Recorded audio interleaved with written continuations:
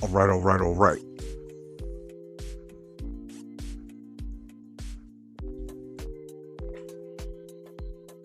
All right, all right, all right. Let's get ready to go live.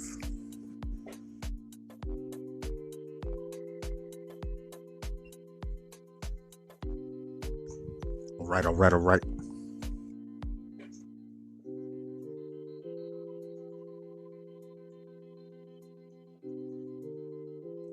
Let's get ready to go live.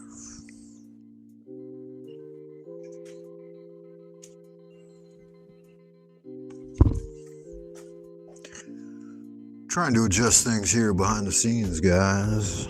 Give me a second.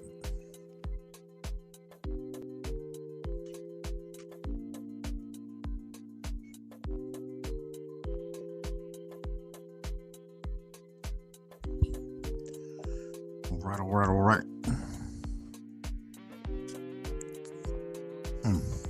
It's not loading up my earphone for some reason. It's weird. Let me try popping in the second one. All right. All right, all right, all right. Come on now. Playing games with me.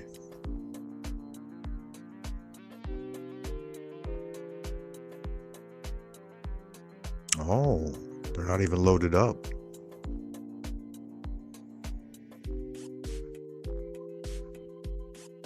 Let me see.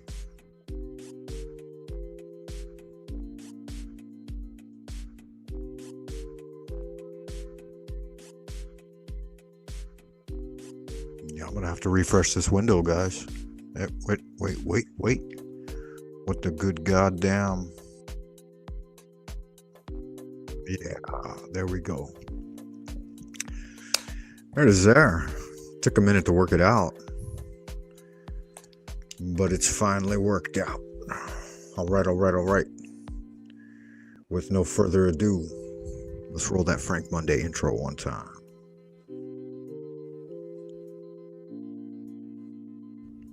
All right, all right, all right.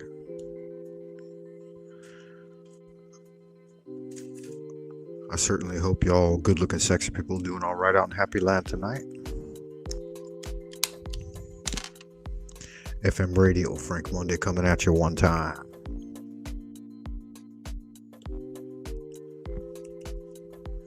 Once again, like Finnegan.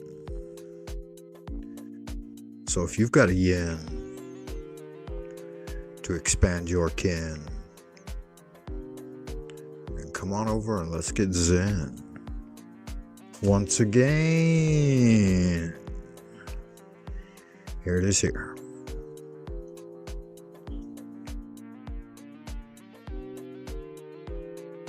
Productions coming at ya.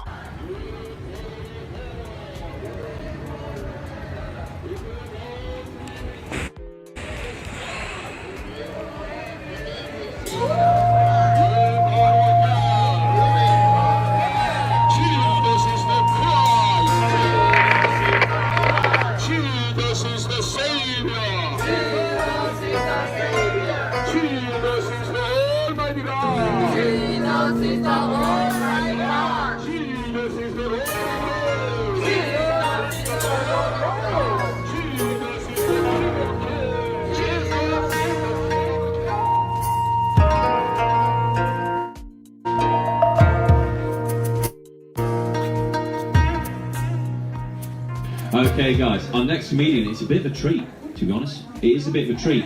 He's been away for 3 years. He is now back from the dead. Well, America. Give a big round of applause for Frank Monday.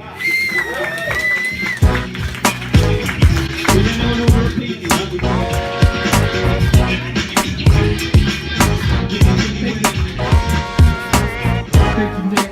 Appreciate that shit. Nick's a good man. You know what that's like, being a good man. It's tough in a fucking city like this, though. You know, nobody gives a fuck. They're like, goddamn, that's some crazy shit. Motherfucker wearing high heels and shit. Looking good too, huh? I know you guys like that. That's alright. It's okay to fall down occasionally. I do that sometimes. Alright, being back in the G is pretty fucking nerve-wracking. You know, performing for 4 minutes straight. The only other time I get this anxious when I gotta perform for 4 minutes straight is when I gotta make love to my wife.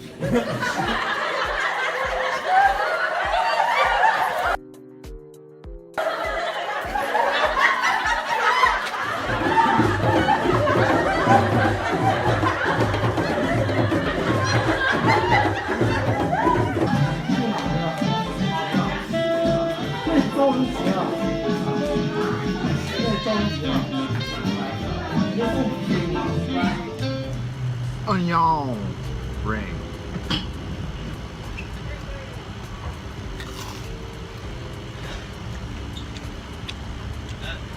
Yeah, they're alright. Hey, be watching for the Star Wars blog Rebellion coming out in December. You'll love it. It's follow-up to the award-winning Generations. Oh yeah. There you go, Frank. Here's my burger.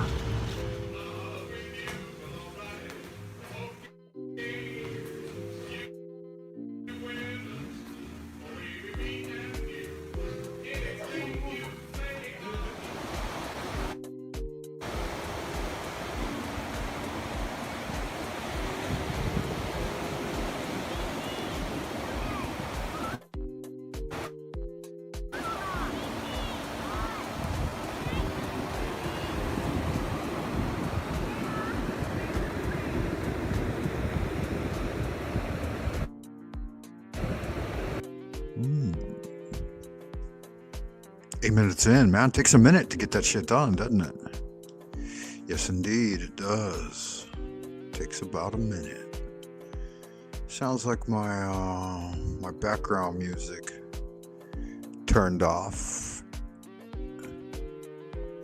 Sui generis like. It's alright. Might still be there, might just not be hearing it. It's good magic either way. Welcome back once again, like Finnegan. I know you got a yen, so let's expand our kin.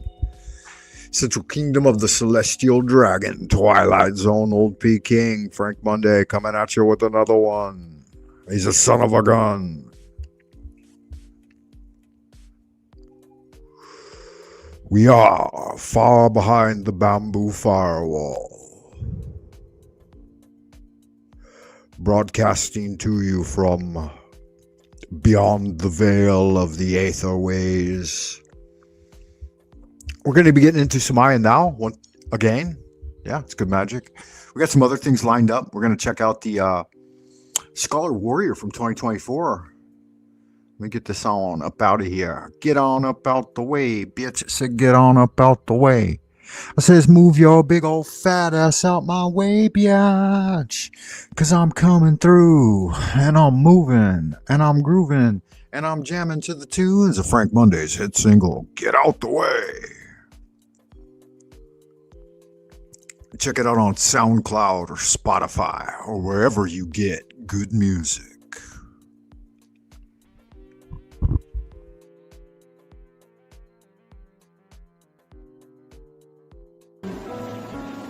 So rischiate del caffè, so much it be.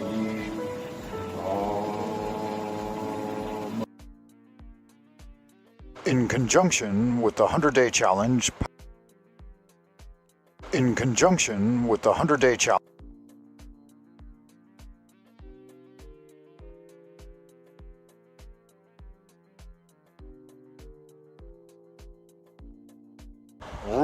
Right Entertainment proudly presents, in conjunction with the 100-day challenge Pathways of Magic, a short excerpt for Waking from Dreamland. Greetings, Wayfarer. When you arise in the morning, contemplate what a precious privilege it is to be alive, to breathe, to think, to feel, to act, to enjoy, and to love.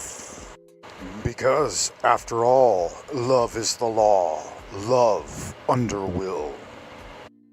Well, at this point, everyone, I'm well into the 100-day challenge, and I was contemplating about when you arise in the morning and what you should do to begin your day.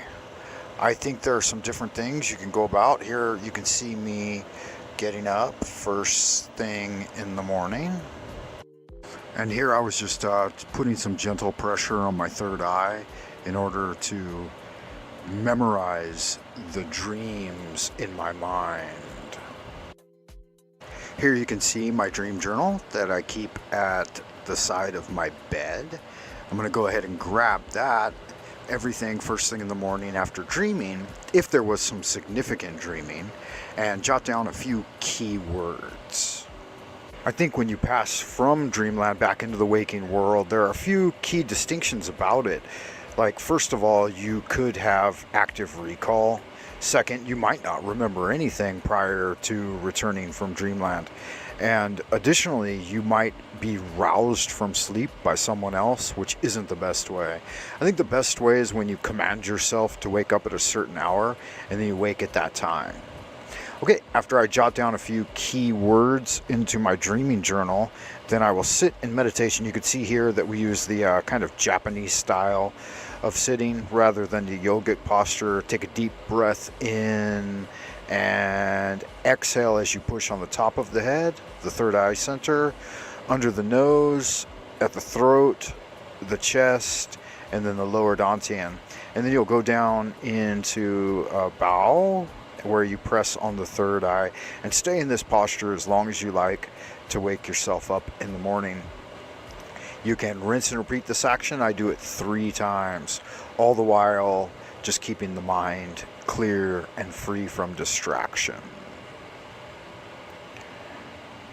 Now, when you think about the mind, there are 3 areas that I've liked to divide things into, and we'll see an upcoming illustration of that here. I've got the mind at the center, the body within the sphere of influence, and then the spirit in the sphere of no control. So we have thoughts, words, and actions that we have direct control over. I like to contemplate this style of infographic, I guess, is something you might call it. It's just a way for me to divide into my mind those things which I have direct control over. You can see sphere of control, sphere of influence, and then sphere of no control. After I've done my 3 salutations, then I will do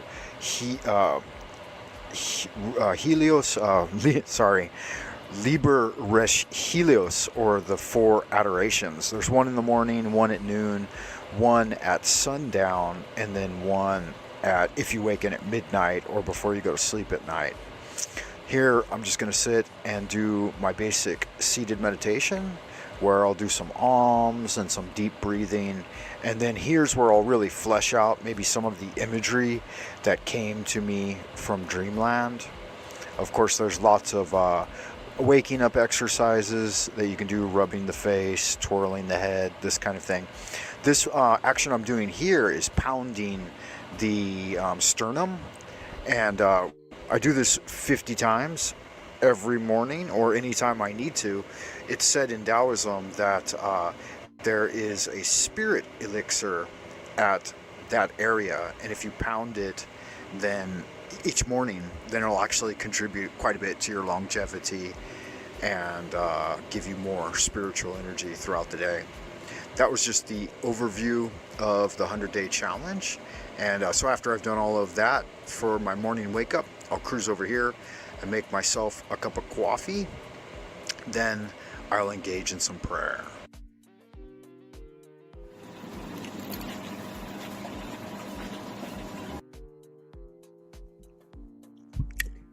All right, Frank Monday, we can appreciate it, but can you tell me, sir, what does a basic prayer look like? And maybe that's what you had already planned and had in stored for us. I appreciate everybody stopping by tonight, whoever you are, wherever you are, and whenever you are receiving this transmission. This is FM Radio's Frank Monday coming at you once again like Finnegan. And so 100-day challenge, Scholar Warrior, coming up spring equinox, guys. You might want to join me on this one. It's going to be good magic, I can assure it.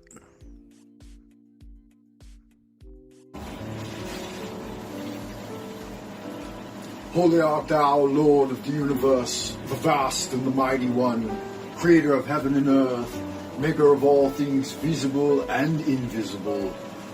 We adore thee and we invoke thee. Send us one of your divine spiritual agents, our holy guardian angel, to protect and guide us through the innumerable snares of the earthly sphere, and a cleansing wind to disperse all negativity and endless human opinion. Teach us those things which we must know for the completion of the great work and the glory of thine ineffable name. So it is commanded and confirmed. So mote it be. Amen.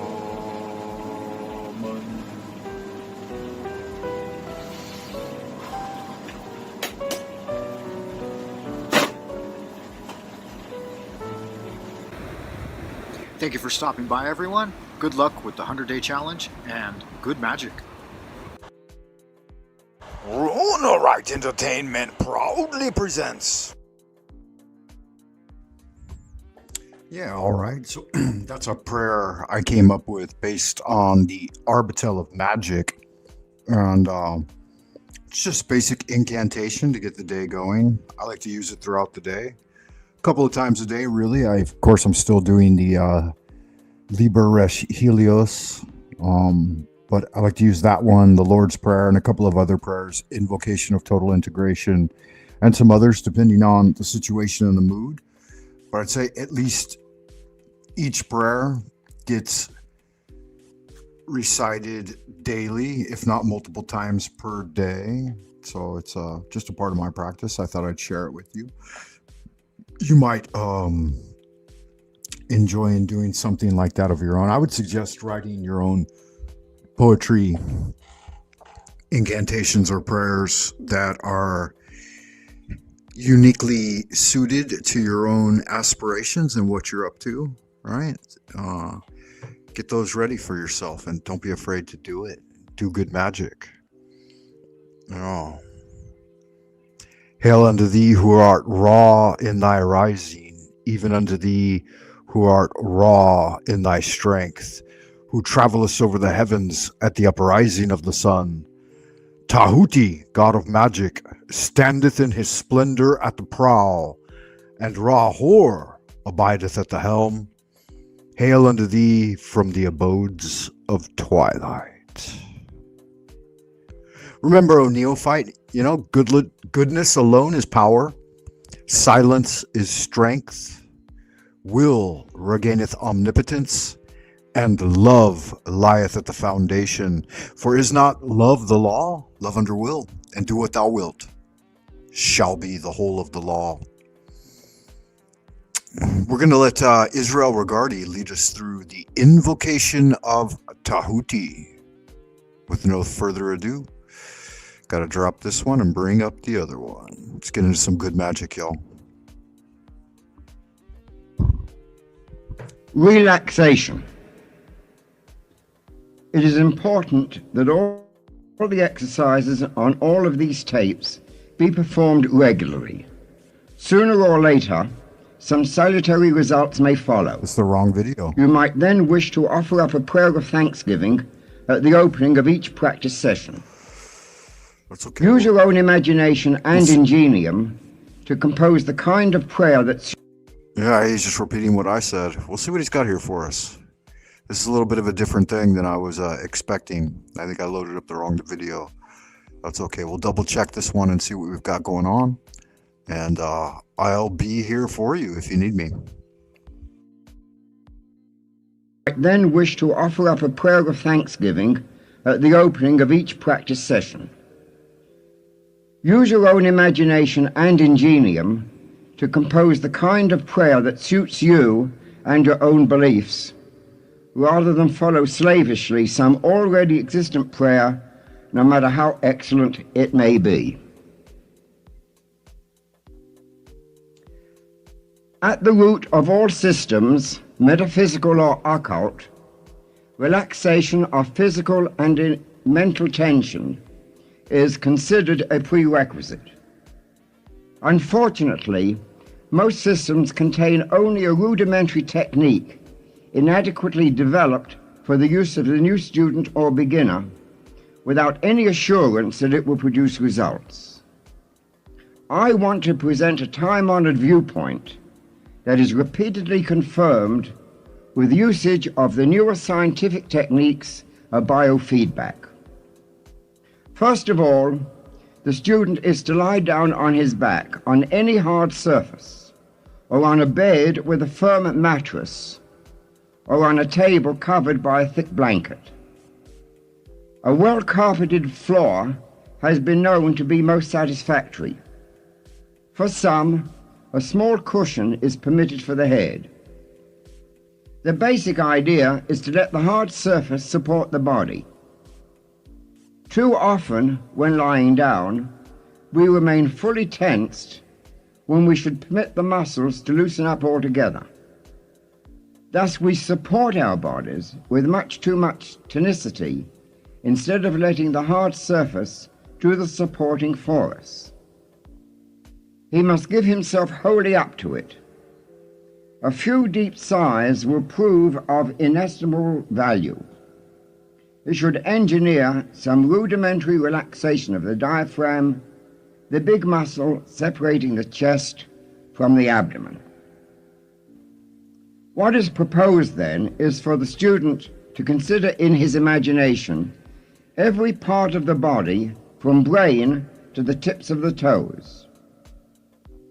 No intricate knowledge of anatomy is really required. On the other hand, however, if the student has been taught the broad outlines relating to anatomy and physiology, he may find that knowledge useful. While lying on the back, a thick, large pillow should be slipped under the knees so that the knees are raised some few inches from the surface. This tends to induce a mechanical relaxation of the spinal muscles. Let him now cross one ankle over another, the heels resting on the hard surface, and fold the hands over the abdomen by interlacing the fingers. Consider the brain by visualizing it in the skull. Everyone has at some time or other seen diagrams of the cerebrum. Imagine now that the brain is a mass of white and grey nerve substance divided into a right and left hemisphere with a little bulb at the back. The entire surface of these structures is marked by numbers of lobes, convolutions, and depressions. Try to feel that this brain, normally white and grey in color, becomes pinkish in hue as you think of it. This visualization dilates the blood vessels in the head, automatically directing an increased blood supply there. This creates warmth over and above the normal amount, and this radiating outwards to surrounding structures produces a relaxation. Maintain this visualization long enough to become aware of some kind of sensation in the head, subjective sensations of warmth and tingling. Yet these are not wholly subjective. Biofeedback experiments indicate that the temperature of fingers or toes using this method may be increased by a degree or two. Relaxing the entire body thoroughly in this way will also be found a distinct stimulus to the maintenance and/or recovery of perfect health. Imagine next that the blood, which has been warming and so relaxing the brain, pours downwards from the frontal portions of the brain into the forehead, the eyes, and the temples, dilating the blood vessels there. Go through a similar procedure as previously described until you obtain that characteristic sense of warmth, tingling, and relaxation. These are quite unmistakable, being the hallmarks of the induction of a local release of tension.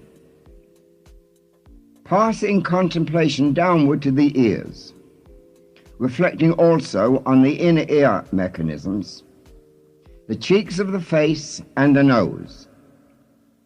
Imagine the blood flowing there, bringing about a relaxation of muscular and blood vessel tension by reason of the warmth induced by the surplus of blood in that area. Pause long enough until the appropriate reactions and sensations are clearly noted.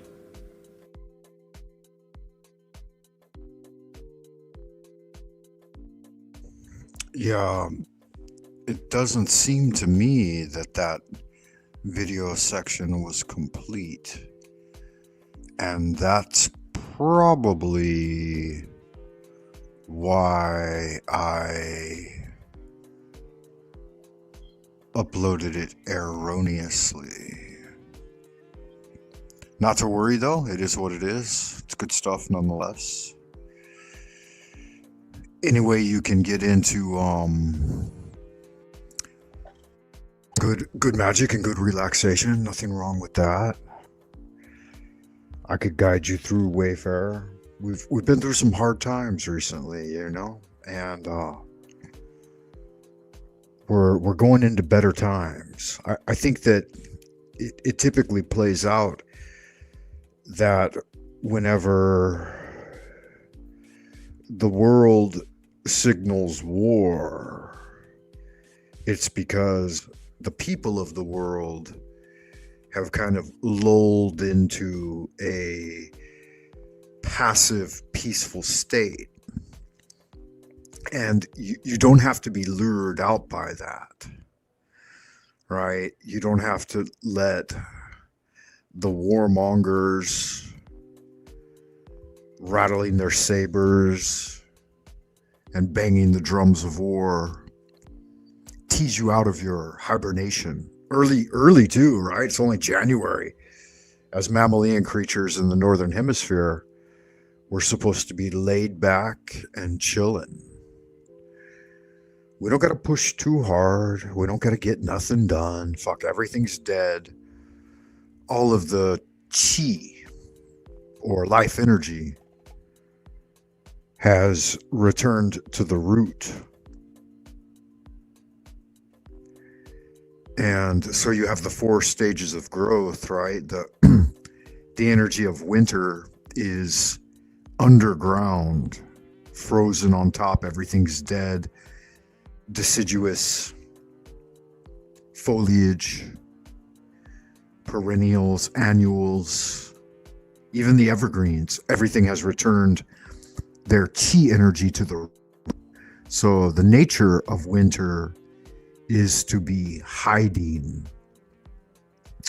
Then when we rotate into spring, right, when we transition into the spring energy of the thing, you get the tender little sprouts breaking through the earth. This is the first emerging. In Chinese, we call this Long Tai Tou, or the dragon lifts its head. Then as we move into summer, that energy is thriving upward towards the sun, striving, growing, thickening, strengthening, until it brings all things to fruition in the autumn harvest. And there are a lot of transitions in between. In fact, by the Chinese lunar solar calendar, all of these solar segments occur in 2-week patterns. 2 to 2.5, you know, there's 48 of them. There's 24 solar terms in roughly 2-week segments. And that's the complete cyclical nature. Cyclical. You say data, I say data. Of a year, of a given year. And it's good magic. My thing didn't want to load, man. I don't know what's up with that. It's kind of weird. Not exactly sure why the StreamYard is cock blocking me, but it is what it is, right? Not going to overthink it. Let's see if we can back it up one time. No, it kind of, it jumps into the last place you left off. All right, we'll do this then. I think this is in the public domain and it's free to the people. So let me try and load this. It's a much smaller PDF. That last PDF wasn't very big either. It's amazing to me how quickly it can load a video and then it struggles with a PDF. Maybe, like I said, maybe they're just cock blocking it, all right? I wouldn't put it past old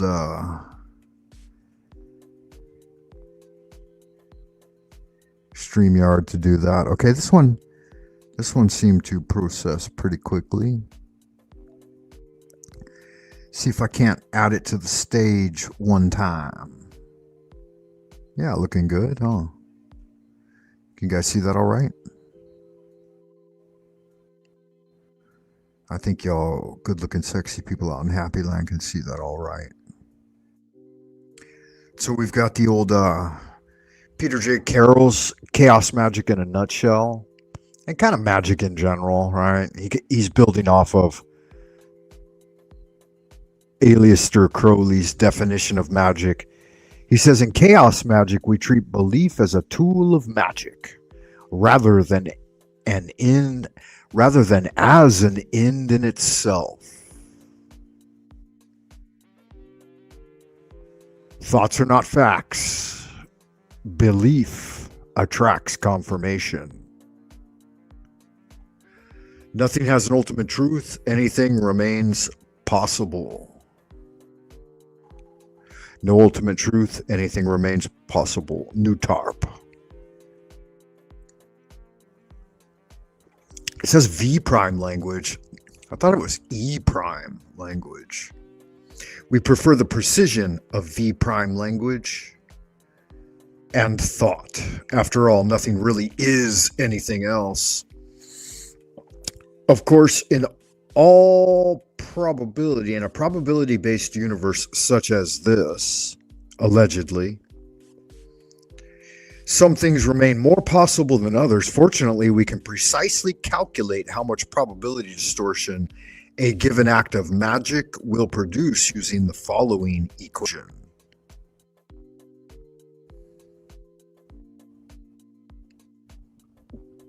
The equations of magic give rise to three-dimensional graphs.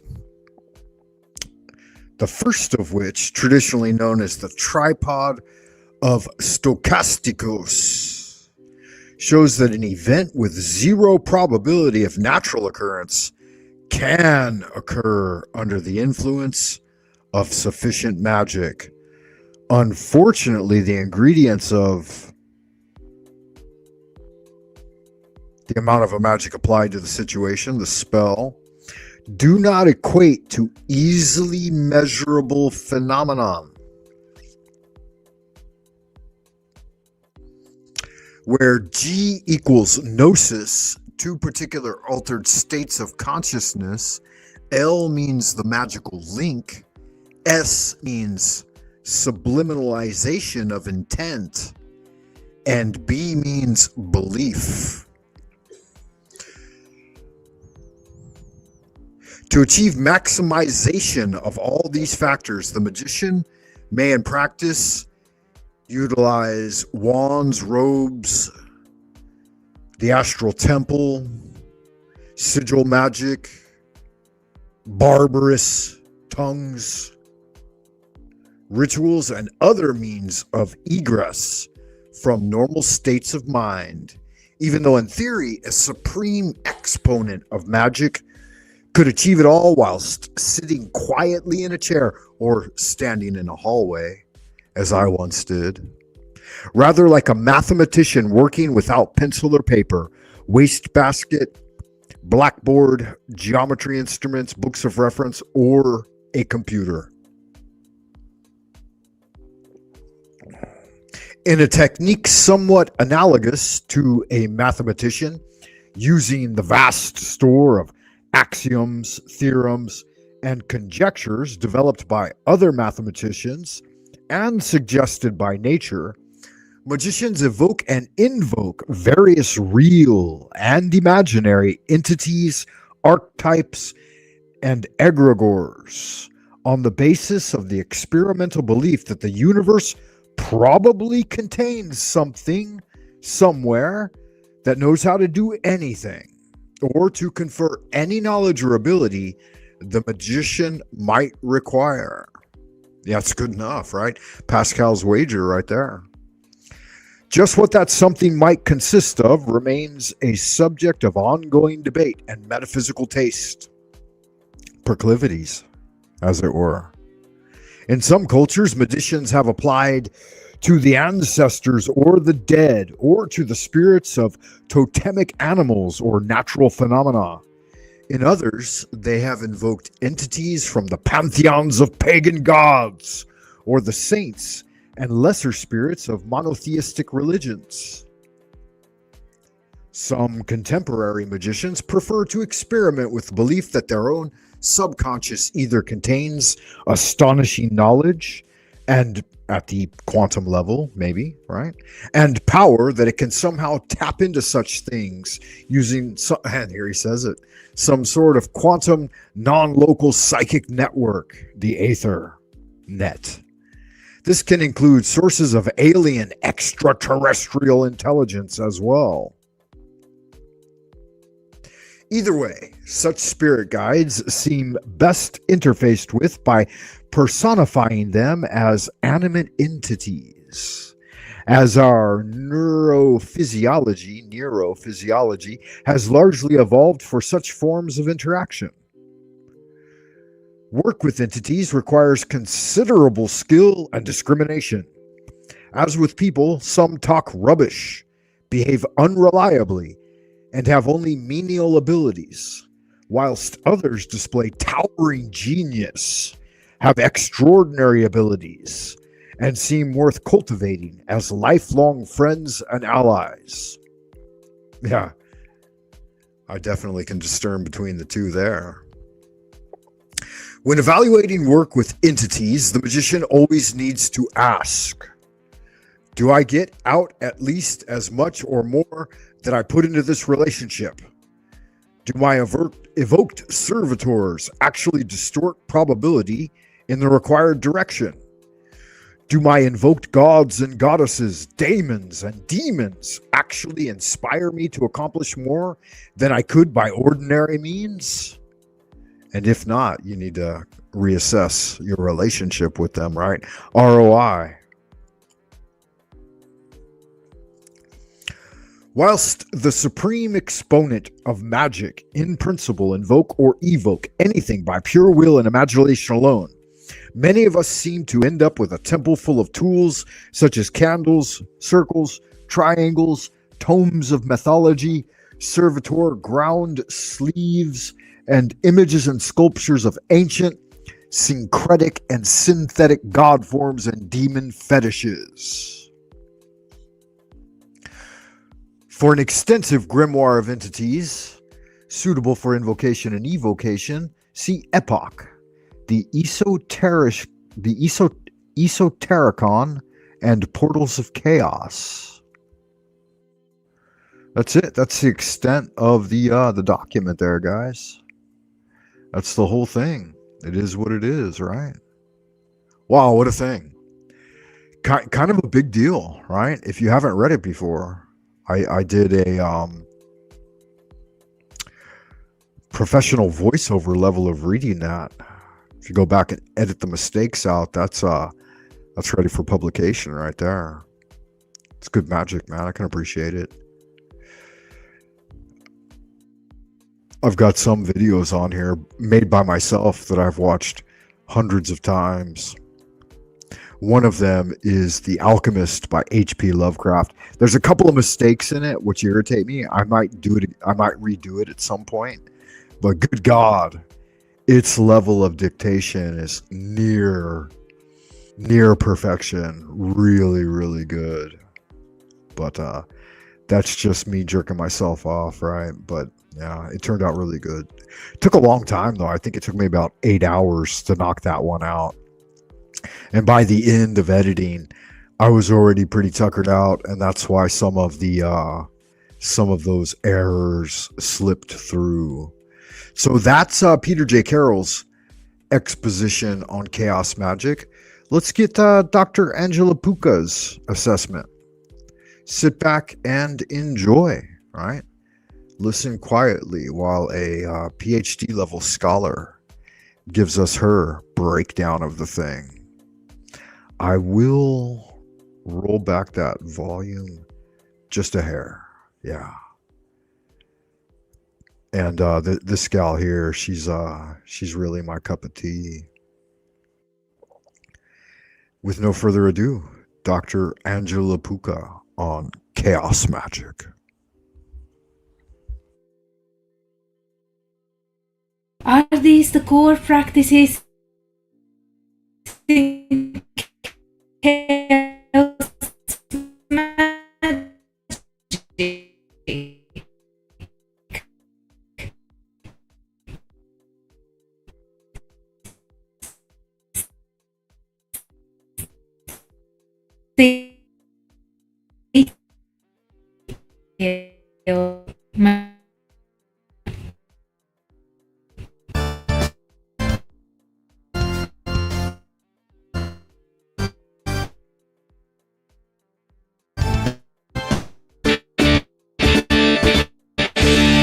Everyone.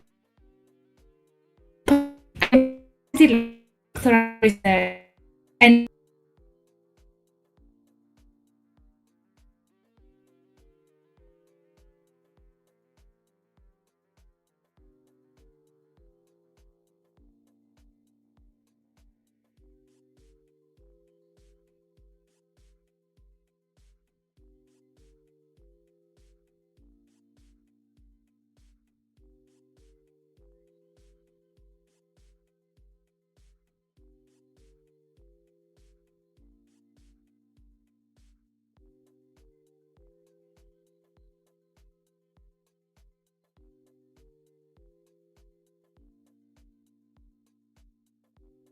through magic. It is hence not surprising that we find practices borrowed and re-elaborated from different traditions and religions. This is not exclusive to chaos magicians. In fact, the same trend can be found across different contemporary traditions and religions practicing magic, including paganism and shamanism. However, in chaos magic, this mixture of practices is held together and reshaped by a relativistic, antinomian, utilitarian, and individually tailored ethos. As a result, the magical techniques employed by chaos magicians are ingrained within a worldview where human consciousness is the only source of meaning, and yet it only exists as a phenomenological process, bearing no predetermined essence, nor an intrinsic ontological nature. For chaos magicians, there are three main sources of knowledge: books or textual material, teachings from other peers or teachers, and of course, personal experience. The textual material appears to be a significant source of inspiration, especially those authored by Aleister Crowley, Peter J. Carroll, Austin Osman Spare, Kenneth Grant, Phil Hine, and Ray Sherwin. The Liber Null and Psychonaut by Peter J. Carroll is possibly the most inspirational of them all. And this appears to be especially true for Chaos Magician in relation to its first chapter, called Liber MMM, which stands for Magic, Mind Control and Metamorphosis. This document is centered around the idea of overcoming mental conditioning, which come from one's personal experience and external inputs. In order to be successful at magic, Peter Carroll deems necessary to control the mind in order to bring the metamorphosis about. The key techniques listed in the Liber MMM aimed at achieving such a goal are motionless posture, breath control, and no mind, no thinking. These are techniques which are also found in yoga and were mentioned by Aleister Crowley too in his well-known book on magic. The idea here is to quell the mind, body and physical sensations, to get to a state where the magician exits the conventional reality to enter a meta-reality. The matrix whereby the fabric of the physical world is susceptible to be reshaped by the will of the magician. Once this state of full potential is reached, Carroll explains that a single pointed focus is needed to direct the will towards the desired end. After all, scattered light will never burn like the sun's rays concentrated in one small area through a burning lens, right? Such a concentration is reached by exercising the focus on one arbitrarily chosen object by repeating over and over a sound, such as a mantra, or by visualizing one fixed image. It is also believed that a daily practice is beneficial to develop the abilities that a magician needs. And keeping a journal or a magical diary can be helpful to keep track of one's progress and to have a reference to check which practices were more successful or unsuccessful and which elements of such practices may have caused either outcome. The most known practice in chaos magic, which has been influential to witches beyond the realm of chaos magic, is the use of sigils. Once the magician has mastered a calmed, deconditioned mind,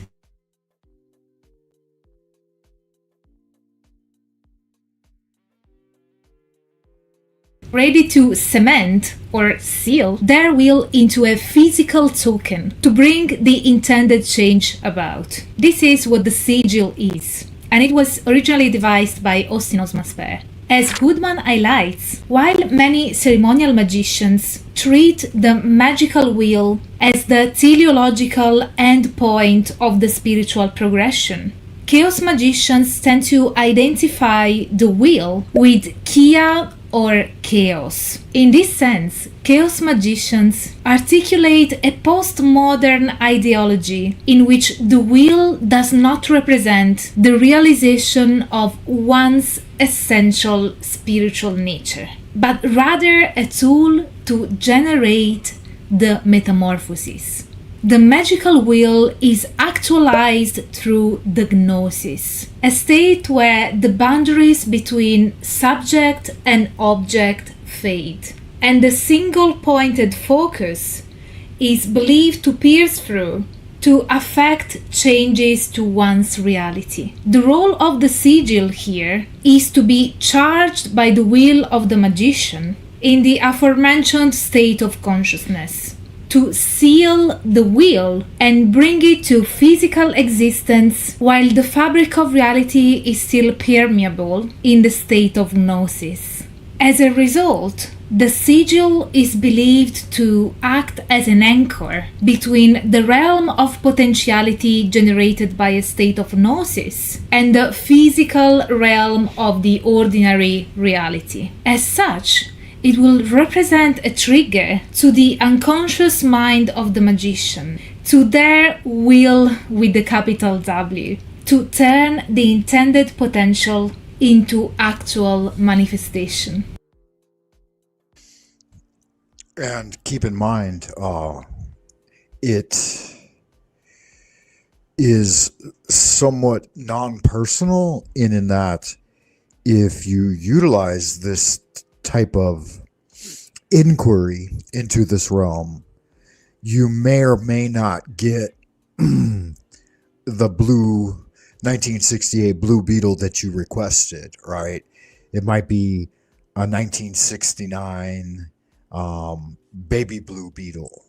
So if you're looking for a Volkswagen, you're going to get a Volkswagen, but it may or may not be exactly to your specifications, depending on how single pointed your will is. But now let's see an example of how a sigil is made according to chaos magic. These are a few examples of how to create a sigil according to chaos magic. There are actually a few more, but these are the ones reported in the reference literature. As you can see, even in this case, we can appreciate the chaos magical philosophy, which is to strip things to their bare essential. Basically, according to chaos magic, you can create a sigil by spelling out the sentence which reflects your. Yeah, all right, yada yada yada with all this. This is some low level stuff here, but it's an entry point, you know, at least it's a place for people who would otherwise not have an angle on it begin to manifest along the lines of their own endeavors. However, I would say go through this process of reduction, and then from your reduced sigil, bring it back out through a system of growth to its natural complexity with that same intended desire in mind. And so you solve et coagula, coagula et solve, right? You boil it down into the thing, and then from that seed thing, see it play back out through magical scripting and the flourishing of that thing. Visualization, art, of course, writing, any means by with which you may do that. But take that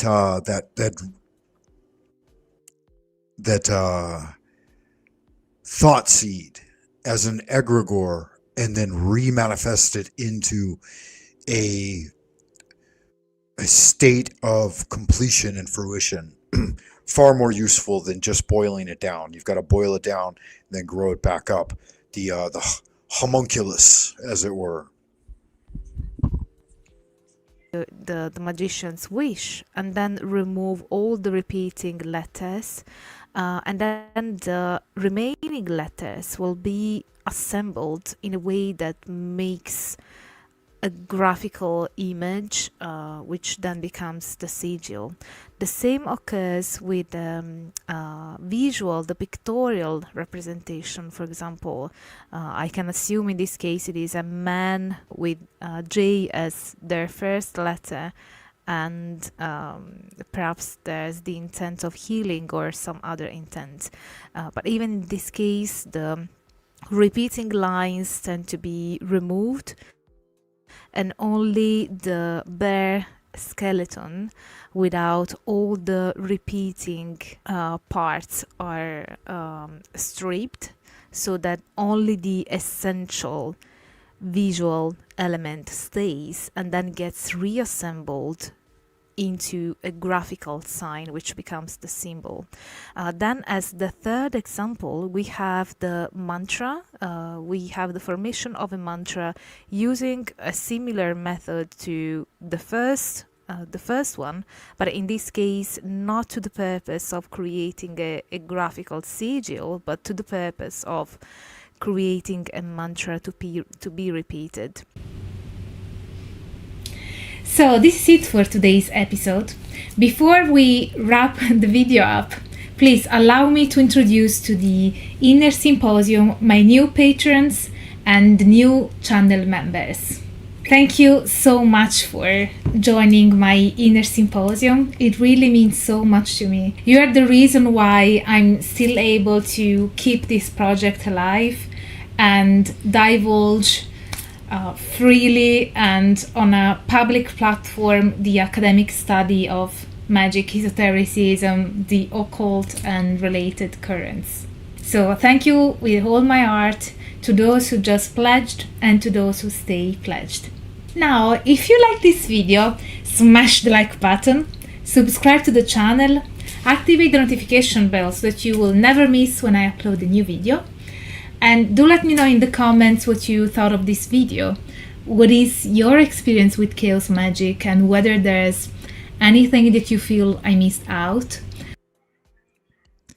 Yeah, don't worry, Angela. I'm following you very closely, and I never miss a video. They're definitely a lot of fun. So yeah, guys, if you don't know, Dr. Angela Puka, definitely check her out. You can find her here on the YouTubes. I'll let her finish her blurb one time. Or that you'd like me to cover in a future video. I guess I just love to interact with you guys, and as you know, I always reply to your comments. So go down there and just leave your thoughts. Yeah, it's good magic. And with like her sub base of like hundreds of thousands, I believe. I think she said around 50 to 60,000. Interacting with the sub base like that consistently. She does indeed. Yeah, every single message she responds to. Quite a thing. Quite a thing. No small thing, guys. You got to appreciate YouTubers that actually care about their the people. No. Also, if you want us to grow as a community, please share my videos around. It really helps us a lot. And as always, stay tuned for all the academic fun.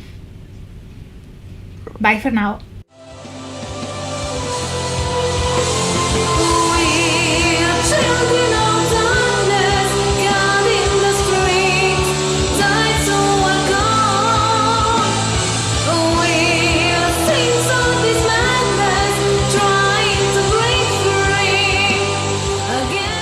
So good. So good. CG.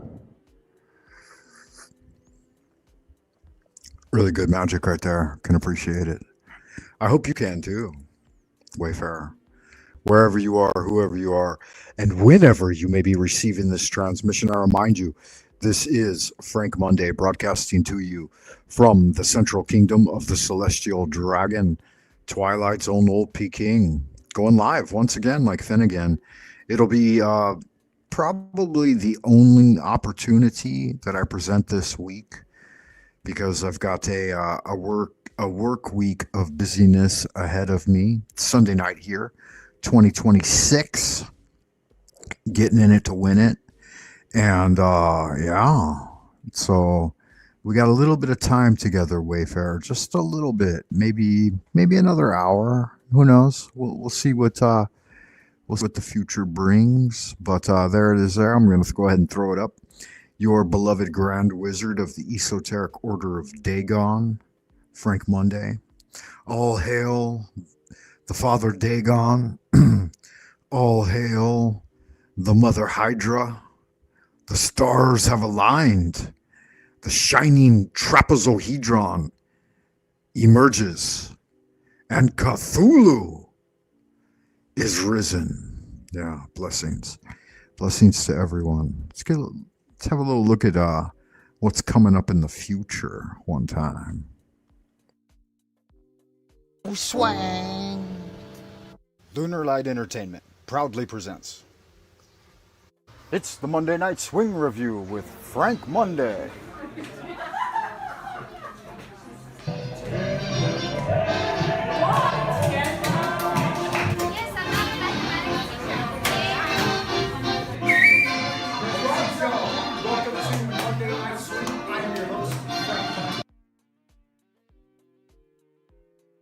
Wow, there's bacon on it too. Nice surprise there. 5, 6, 7, 8, kick and kick and kick.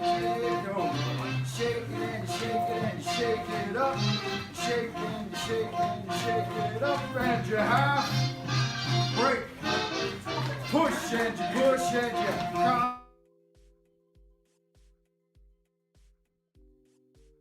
over. Push and you push and you cross over. Push and you push and you cross 3 times. Boom. High, tacky ante up for a week. High, sides of the bottom. Boom.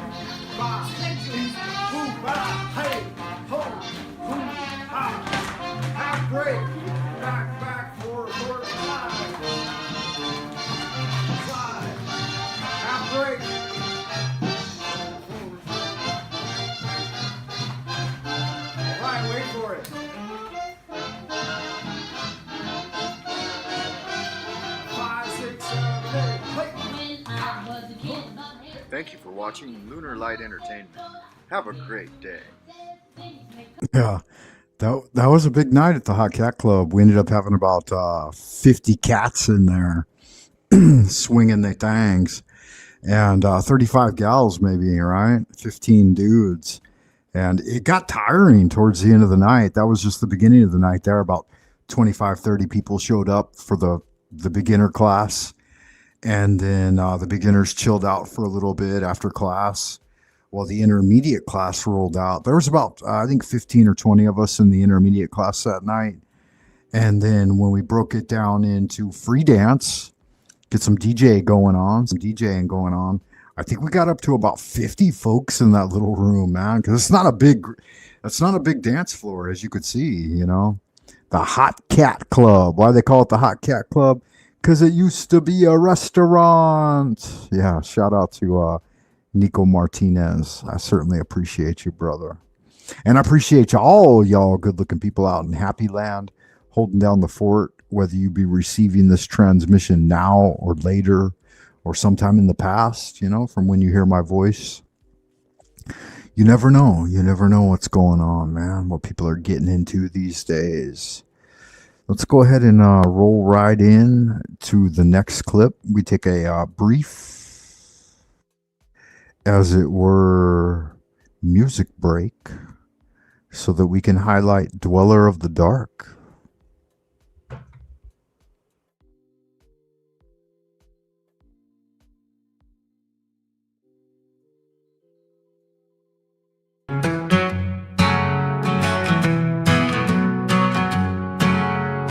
Eagles flying high, cats on the prowl, devils in your bed, their whispers so loud, witches on my heels, so they'll steal, running in the dark, truth they conceal, blood on the walls, splattering a sink.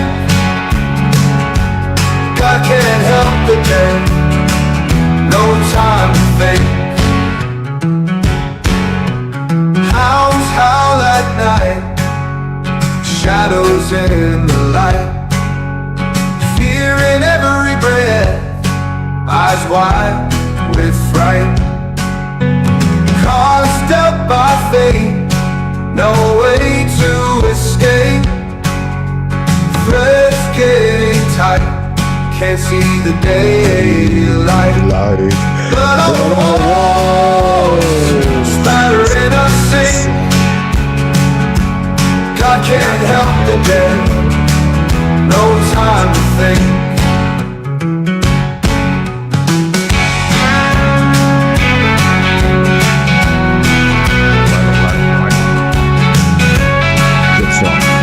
Dweller of the Dark.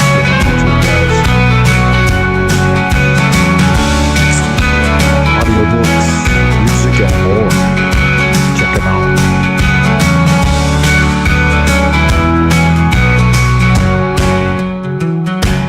Cards dealt by fate, no way to escape.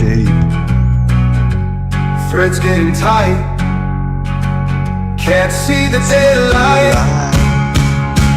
Blood on the walls, splattering a sink. God can't help the dead, no time to think.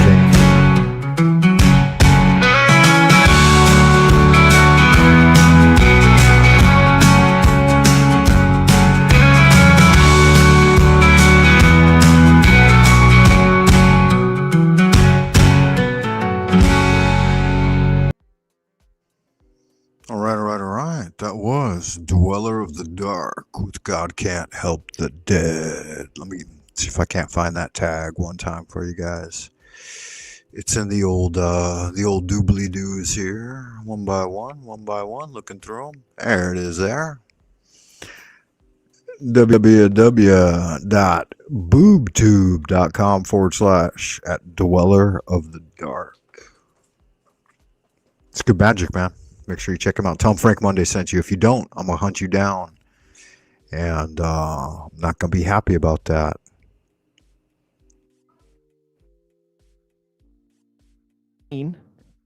On the machine that lies. All right, entertainment.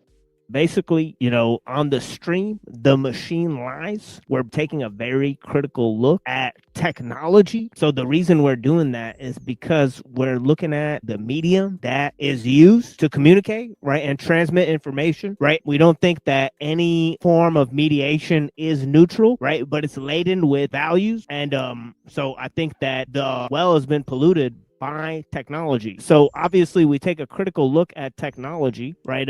We're looking at different concepts in relation to technology, right? In terms of philosophy, right? And in terms of religion. Now that is one of the main purposes of the show, is that we really look at where technology and religion, science, and spirituality, where those things intersect, right? Because there's a crisis of the modern world in which there's a majority of the modern world is religious people. Their mindset is secular, and the means they employ are secular. We're living in a post-liberal, post-human, post-geological age, right? So we're talking about the death of liberalism, the rise of the world technological system. Now, we do think that, there's a considerable level of externalization of the ego, and mediation of ourselves through the means we employ. So obviously, we shape tools, but the tools we use shape us, right? So that's one of the main things we're trying to get across on the show, is how technology changes human psychology. If you question the means you employ and what the objective factors of power are in our age, right, then that's the most important question you can ask.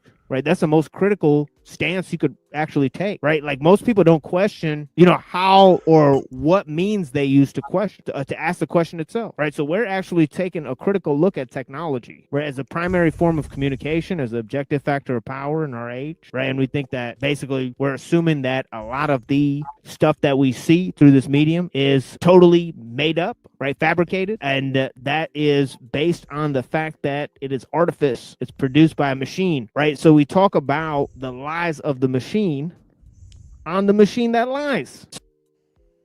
Yeah, there it is there. That's what it is, right? It's the lies of the machine on the machine that lies. Yeah, I was just over there, guys. I spent in fact, right, for FYI, which may be TMI, but I spent my entire day pretty much over TMLs today, guys, from like morning till evening. He had a big show. I think it was maybe 6 hours long, but I was in the house, attentive, paying attention, interacting with the content there. So one of my favorite channels, absolutely. Another one of my favorite channels, which I don't think gets enough love here on the old boob tubes, right? The YouTubes, for the J-Dogs in the house, coming at you one time, right, is Jack Talcott's channel, guys. Have you guys heard of Jack? Mr. Monsieur Jack Talcott. If you haven't, check him out, man. That's his channel name there, Jack Talcott. I don't have a good video for him, but I do have a video for him. I'm not exactly sure what it is, but it says Jack Talcott Supercut.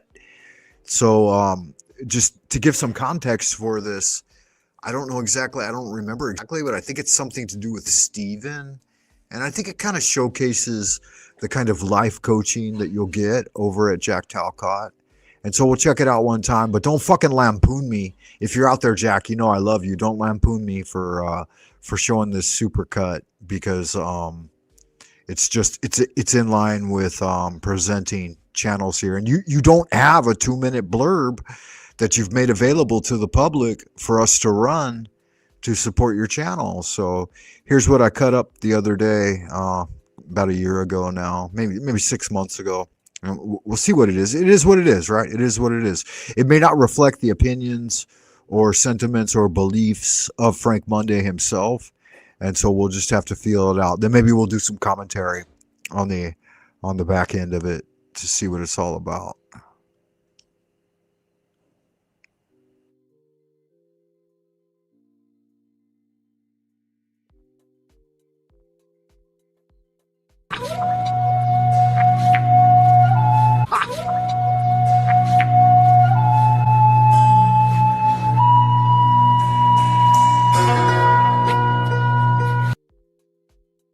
It's psychotic behavior.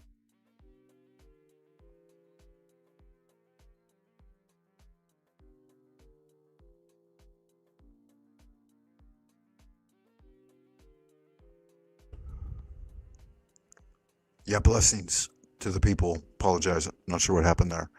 Give me a second. Let's see if it'll load. Lunar Light Entertainment.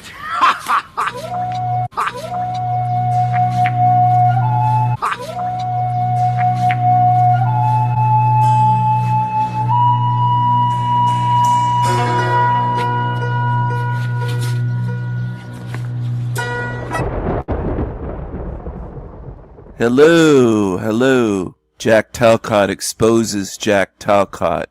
Stephen. Bring in the blockers. He's an insufferable little narcissistic pissant. Stephen. He's insecure. He's a spoiled little psychotic brat. Stephen. And he shows what he is. He can dish it out, but he can't take it. Stephen. He can't take any pushback. Stephen. He can't handle me. Stephen. He can't wait for me to stop talking. Brother, yes. Stephen, we know since I'm a liar, I can't be trusted. And so everybody else is a liar, and nobody else can be trusted. That's you. Stephen. You are a liar. Stephen. You do project that way. Stephen. You are psychotic. You do believe everyone's like you. Stephen. You believe everyone's a liar because you're a liar. Stephen. You believe everyone's just like Jack. Stephen. I don't trust anyone who refers to themselves in third person that way all the time. Stephen. It's very psychotic. Stephen. It's very strange. Stephen. Very egotistical. Very unusual. Very abnormal. Stephen. It's psychotic behavior. Stephen. It's very weird listening to him say, Jack is this, Jack is that. Jack is dangerous. I think you are dangerous, though. Stephen. You're very unstable. Stephen. He doesn't mind baseless accusations made right there against me in his chat, because it's against me. He's only bothered when accusations are made against him. Stephen. Jack doesn't care about false accusations. Jack only cares about Jack. Stephen. London can make all kinds of comments like that towards me and towards the whole panel. Jack doesn't give a shit about his guests. Stephen. Jack only cares about Jack. Jack isn't for peace. Jack is only for Jack. Jack is selfish and self-centered. As soon as I speak for 5 or 10 seconds, he's wagging his finger trying to stop me, to interrupt. Why do you even have guests on your fucking show? Stephen. I'm a truth speaker. Stephen. Jack is a liar. Stephen. Thank you very much. Here's what I see. Stephen, you've antagonized people. So he puts the blame on me. He tries to gaslight me. He says it's my fault. Stephen. Blames me. Says I antagonize people. Stephen. Can't address the false accusation. Stephen. He's biased. Stephen. He smacks his fucking lips. He flicks out his tongue. He shows you exactly what he is. Exactly what he is. Stephen, he's one who's seen you as an antagonist. Stephen, you've antagonized people. You've promoted the idea of a hell realm. Stephen, here, honestly, the way I'd been disrespected. Stephen, you need to calm down, boy. The way I had been disrespected by you, Stephen, I was enjoying the Stephen, what are you trying to prove? Your defensiveness and your little insecurities preventing me from getting to my point. Stephen, shut your mouth, please. Stephen, shut your mouth, please. Stephen,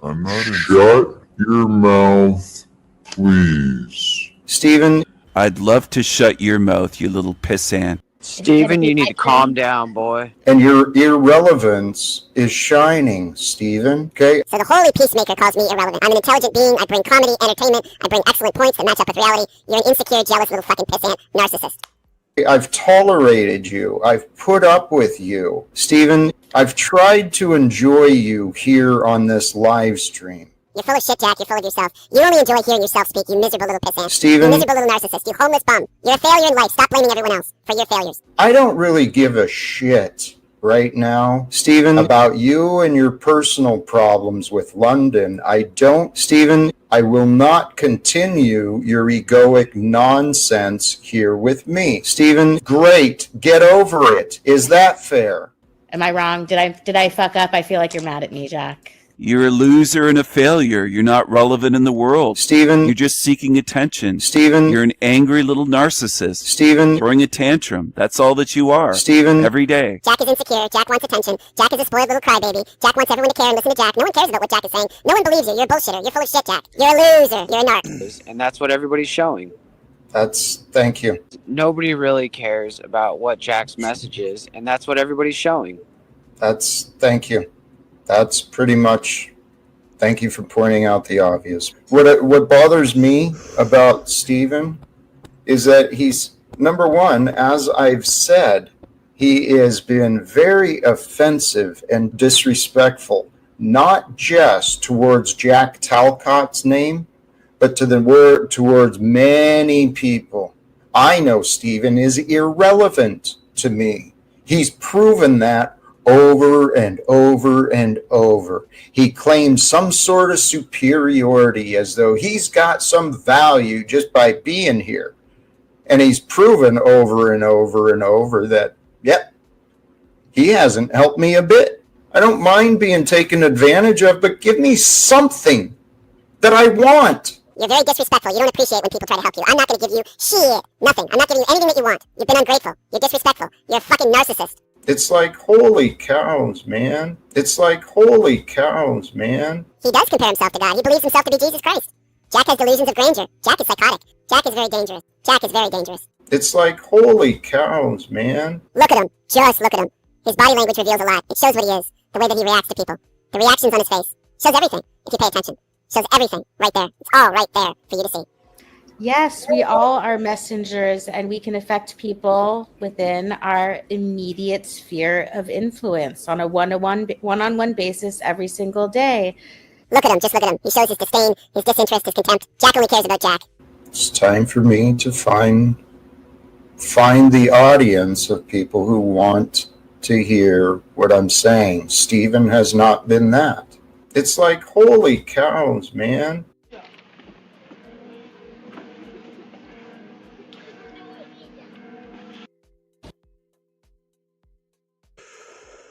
Yeah, all right. I mean, it is what it is. It speaks for itself, right?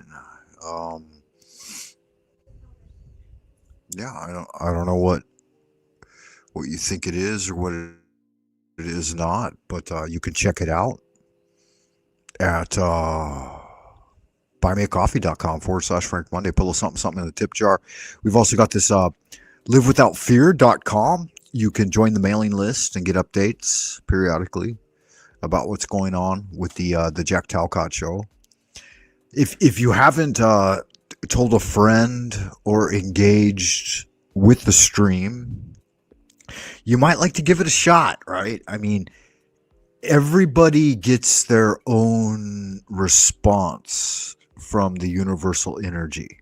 So the essential equation is going to play out differently for everyone. In my humble opinion, Jack's a good guy and he's trying to do a good thing, right? His main message is to live without fear, love, light, and peace. All that happy horse shit that makes a hippie guru a likable type individual, you know? He's got high optics and he's trying to get shit done. So join him. He's got over 100 live chatters each and every day. Right? Like if nothing else, he's extremely consistent, very forgiving, kind of the low ground when it comes to spirituality. He doesn't impose his views. He's not a Bible thumper. He's just an everyday man, right? A good guy to hang out with from day to day. So if you like a little morning blast of spirituality, I guess for most people in the Western world, it would be evening. But for me personally, it's like 6 to 7 a.m. is when he transmits. Well, it could be anywhere from 5 to 7. And sometimes he kind of rolls into the morning a little bit for me. So I believe that would be something like between 5 to 7, the early show, right? The early bird. You could see he's got a little gray in his hair. He's a bit of a snowbird. So yeah, he does the early show. All right, the early bird discount. Get on it and get it. Jack Talcott, guys, beloved guru of peace, love, and ending all wars, man. Fuck, who can't get behind that message, right? I mean, what a thing. What a thing. Others have tried in the past to get it done, but few have had the tenacity or persistence that Jack Talcott has had, right? I mean, Jesus Christ in heaven, man. Motherfucker ain't gonna give up till he gets it done. All right? It's a big deal. It really is.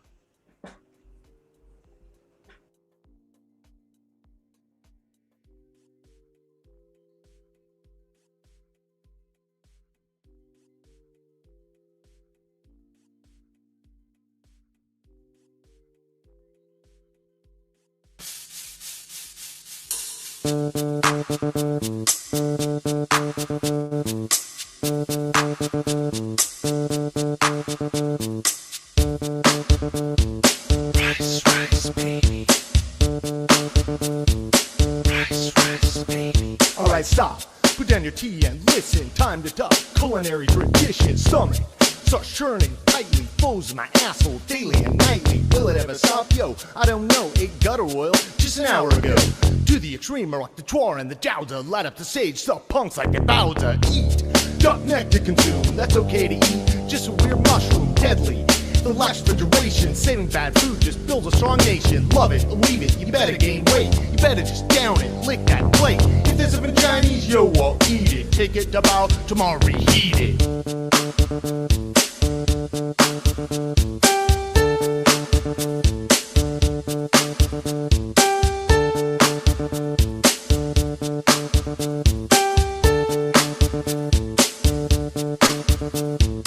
Now the Christmas are jumping, MSG kick in, Central Peppers are pumping. Quick to the point, no faking. Eat that rice with a pound of bacon, stir frying.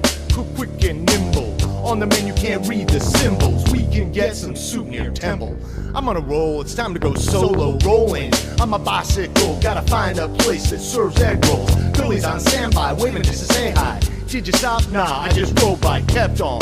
Pursuing to the next stop. I bust a left and I'm heading to the next block. Block was dead, yo, so I continue to A1A Gulo Avenue. Girls were hot, wearing lensless glasses. Other loud wide just sitting on their asses. Jealous, cause I'm out getting mine. You roll with the beer and hop out with the wine. Ready to climb the Great Wall. Eat some roast duck, then do a pub crawl. Through you are, shout out like a bell. Order fish and it came in shells. Devouring the shellfish real fast. When I left, asking a blast. Bumper to bumper, the ring road was packed. Trying to get away because my stomach feels whack. Chinguana on the scene, you know what I mean?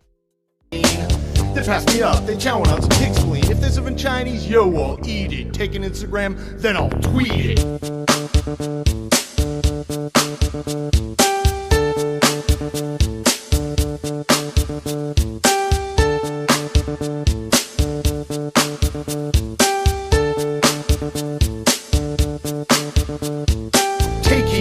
I'm a lyrical poet. The Jenkins on the scene, just in case you didn't know it. My town, that created all the straight chow. Enough to make me smile wide and say hand out. Grease like a chemical spiel. Take a break so your corn can heal.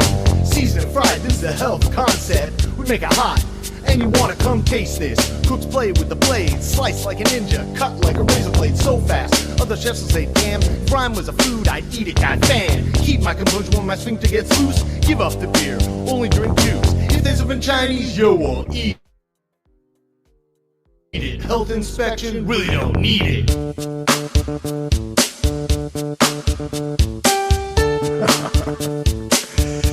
So good. Scott Huntsman, guys. Check him out. Definitely. I think the OG video on his channel has like over 100,000 views. Word of the foo you are. That's good magic, man. I can appreciate it. Looks like Chuck Zooming right there. That background poster. Oh god. The fucking toilet. Gnarly. In a word. Fucking guys getting it, huh? So funny. So funny. Scott Huntsman, guys. Check him out. I don't think I'm doxing him. I think he has a YouTube channel with like 2 videos on it. This one and another one we did. So yeah, I didn't see any credits there. Did we have any credits? Let me see. Hopefully the motherfucker don't play again.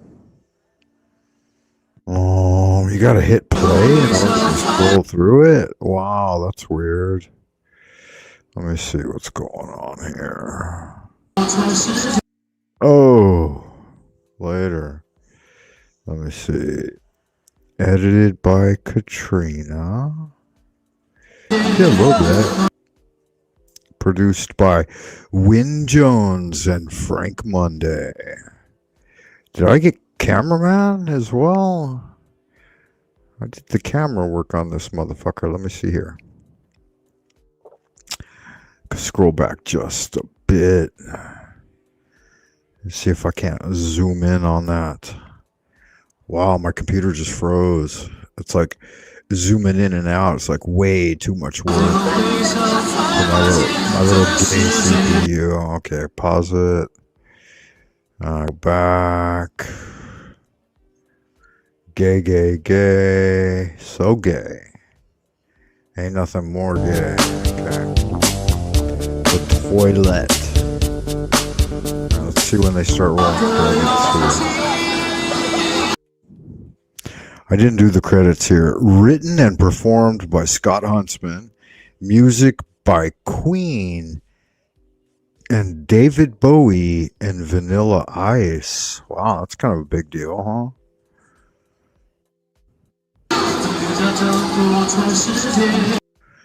Produced by Win Jones and Frank Monday. That was the guy licking the plate, Win Jones. I think he was the money behind the whole thing. And then Katrina was Scott's girlfriend. She did color correction and audio blending. I did editing and camera. She might have done some camera on a couple of parts of that.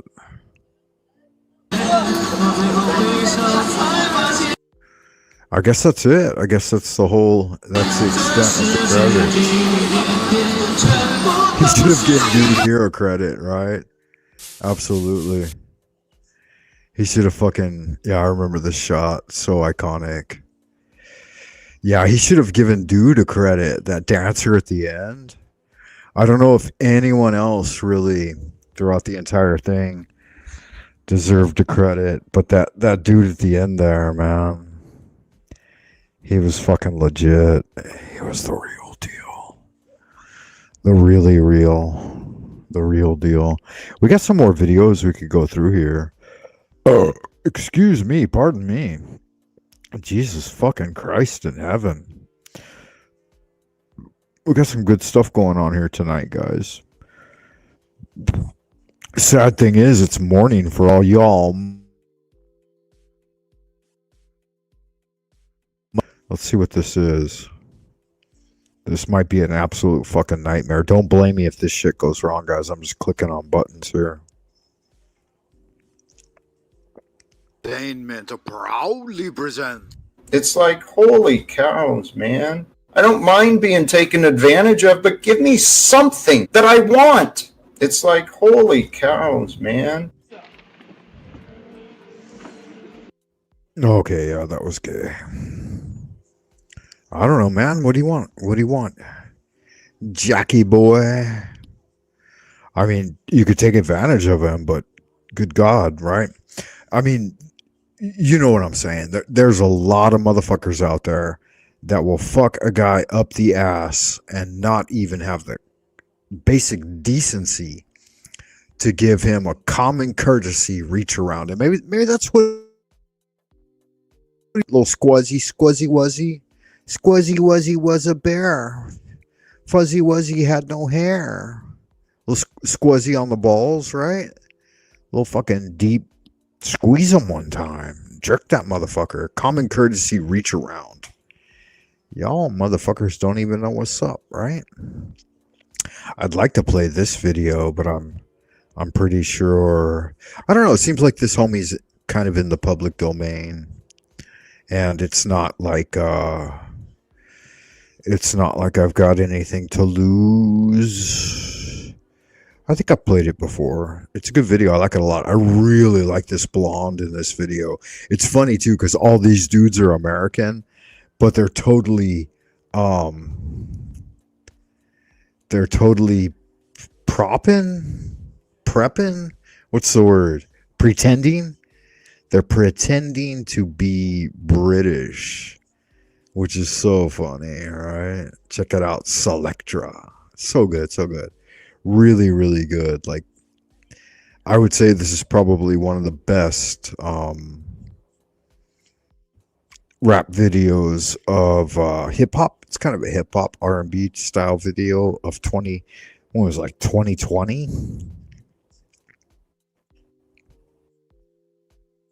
Wellington upon Trent, we in here.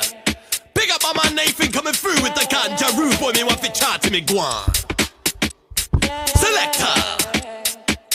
Are you mental? Coming through, oh I do. I never knew you could be doo-doo. With the bum to the boom boom bum, the bum boom with the boom boom. Oh why you do? Put your crew in a new blue doo-doo. Who man them? Over by the chip shop, yo can't stand them. Then stab them and go bonkers. With the Glasgow smile for the Broncos. Did I stab them in the biscuit? Blood on me trainers? Nah, can't risk it. Pick up the skang and your man them ran. Couldn't nick a hot pot pie off me nan. And if you want a boogie, yo let's tango. Hit him with the Rambo, right up in the mango. Big digger. Take me to the yard if you can handle it. Let's put a Mandy or I'll cancel it. You walk and let me battle through me, Burberry. I know you heard me. If you pop round in Bradford, the Beth, you'll rain down the bomb. I'll turn your ugly mug into porridge. Or more to rough and tumble. £1,000,000 to get you Barney Gumble. Looking for a tassel, head to the pub. Shots free ad for the Robin Tub. Come on me P's and Q's and me A to Z. You want a toasty? Come on me way to Craig's. I got a bump for a £5, that's a bargain. Knees up, not a fucking stroll in the garden. Pardon? Yeah, you lot are punces. Piss off your puffs and your fairy nonsense. You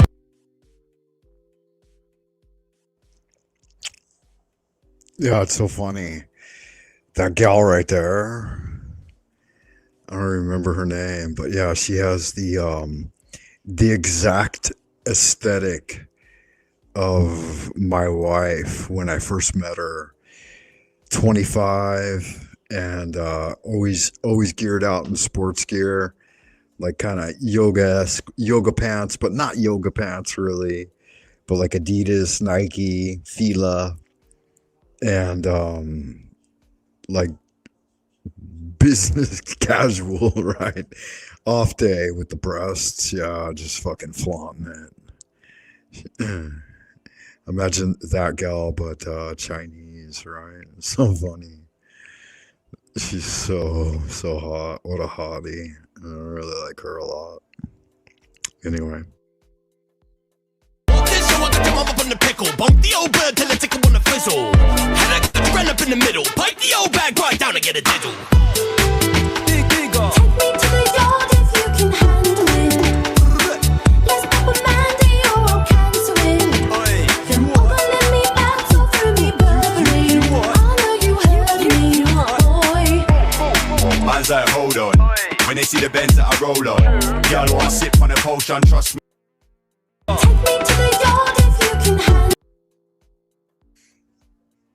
It's funny too, because like she said that exact same thing to me. She's like, Burberry. And she's like, how do you say this? Is it Burberry? And or she said, she just pointed at the word. And she's like, how would you pronounce this? And I said, it looks like Burberry. And she said, yeah, doesn't it? Right? But the British pronounce it Burberry. You know? I thought, what the fuck, right? What the fuck is even that? It's Burberry. But yeah, it's Burberry. Yeah, it's good magic, man. Hey, motherfucker, good looking out. Yoga Maghi. Burry. Yeah, Voy is out in the ideas room. Good to see you. Good looking out, motherfucker. I appreciate you. Hope you're doing all right tonight in Happy Land. We're watching a little Selecta. And yeah, this guy, wow. 25. What a thing, huh? What a good looking sex kitten right there. Do you appreciate that, Voy? Can you dig it? No. No? No. The fuck? Why not? What's the matter with you? Because it's too short and it's too Asian. Too short, too Asian. You know, I like long, white stuff, not short. Okay. Asian. Not short. Yeah, little Asian. egg roll. I mean, No. I forgive you. I mean, I know you're short and you live in Asia, so of course you. Motherfucker, you listen to me. Vietnamese egg roll small. Chinese egg roll big. We make a big egg roll over here. Huh? I know. Korean people go really tall, right? Korean people go really No, tall. Korean egg roll very, very small. Very, very small. 2-inch. Vietnamese egg roll bigger than a Korean egg roll. 3.5 inch. Really? Oh, Chinese egg roll giant. Yes, I never been there. I never been there, my brother. I never been there. Chinese egg roll Koreans 4 and 3/4. Japanese people were just like the tallest Asian people. But I'm wrong. What the fuck? Where did you hear that? No, man. I'm Mongolians, like the Mongolian Russian mix. They're the tallest fucking Asians. You out of your goddamn mind. You done lost your mind. Well, I've been drinking, but I didn't lose my mind. But the Mongolians, yeah. Well, you might lose your wallet. You've been drinking. Keep an eye on your motherfucking wallet. That's all I'm saying. I know where my wallet is. Yeah, well, the Mongolians, they were blood drinkers, you know. They'd ride on horseback and suck the blood out the necks of the horses. They bred them for that. Mongolians. That's just another name. These Genghis Khan. no, these are. I think this chick's a hottie, though. She looks at least 25 to 27 would be my guess. That's, I mean, And 28 is the best age, but you 25 really? Yeah. Well, somehow, maybe. No, it Maybe is. there might Actually, it is. there might be 28 something there. 28 is the best age to pregnate a woman.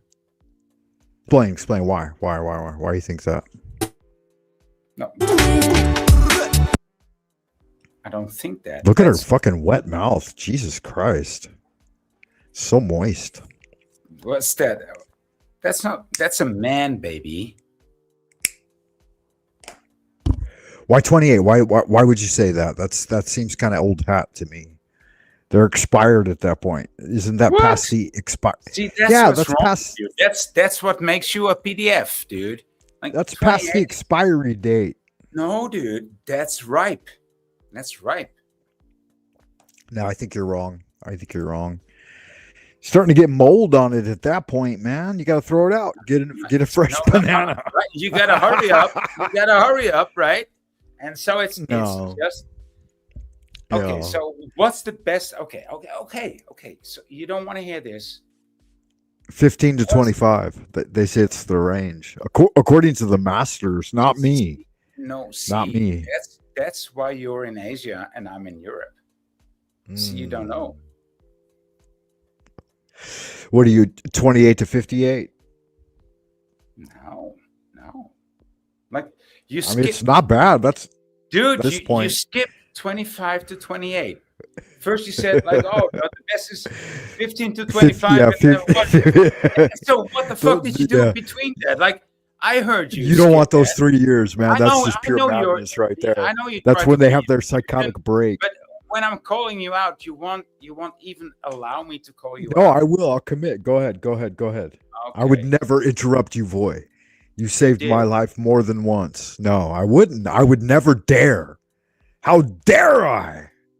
Yeah, well, you Never. do there, and that's why. I Hey, appreciate do you know L? There's But some still, L. you left out that magic age between 25 Okay. and 28. Like, what Go the fuck's ahead,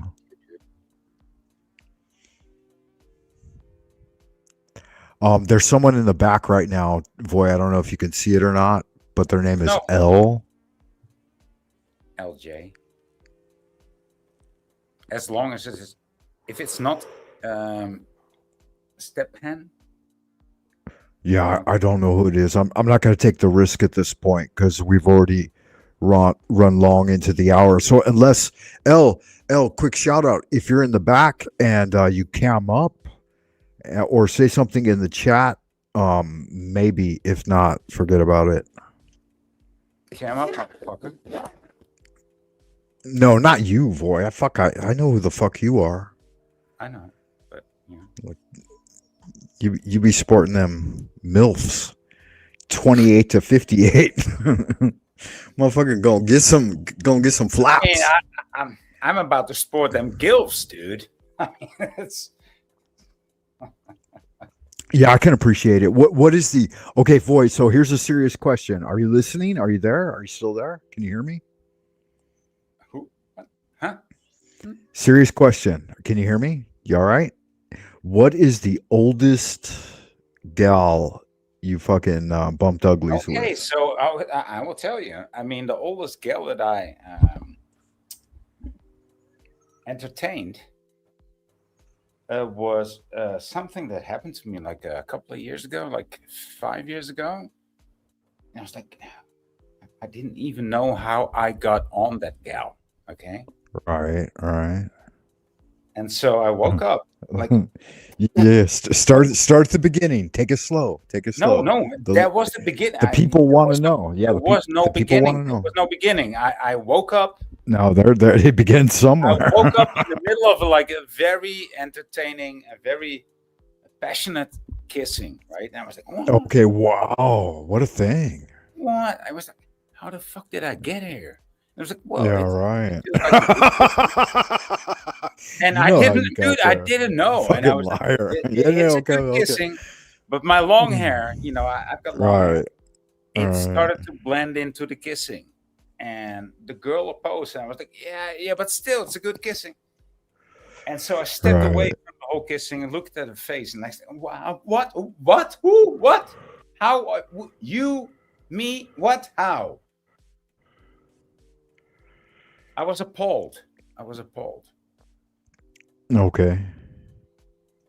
Have you ever been there? Yeah, a couple times, really, I have. Yeah.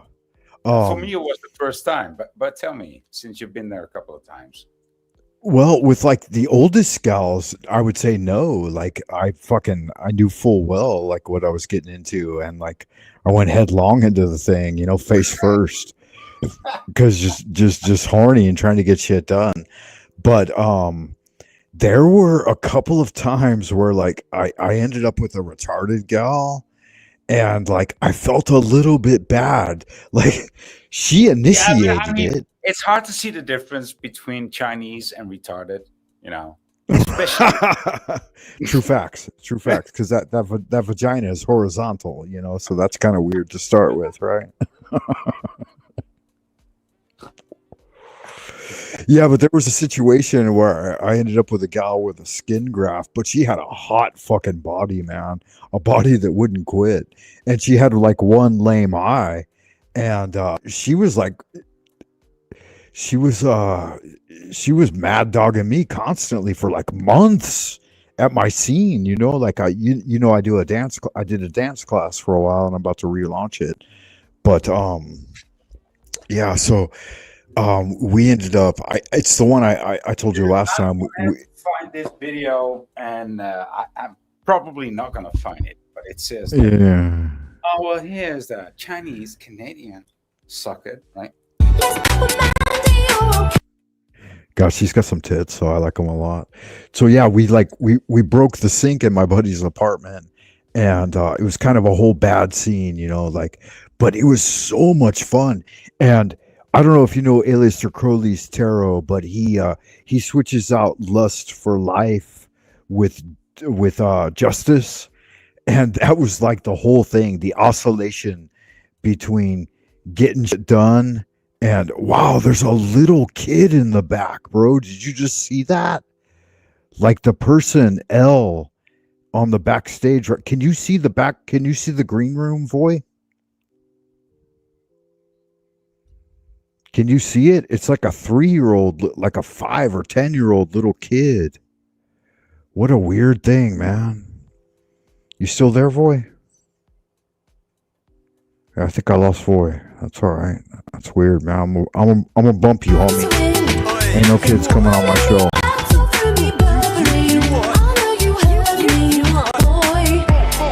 Man's like, hold on.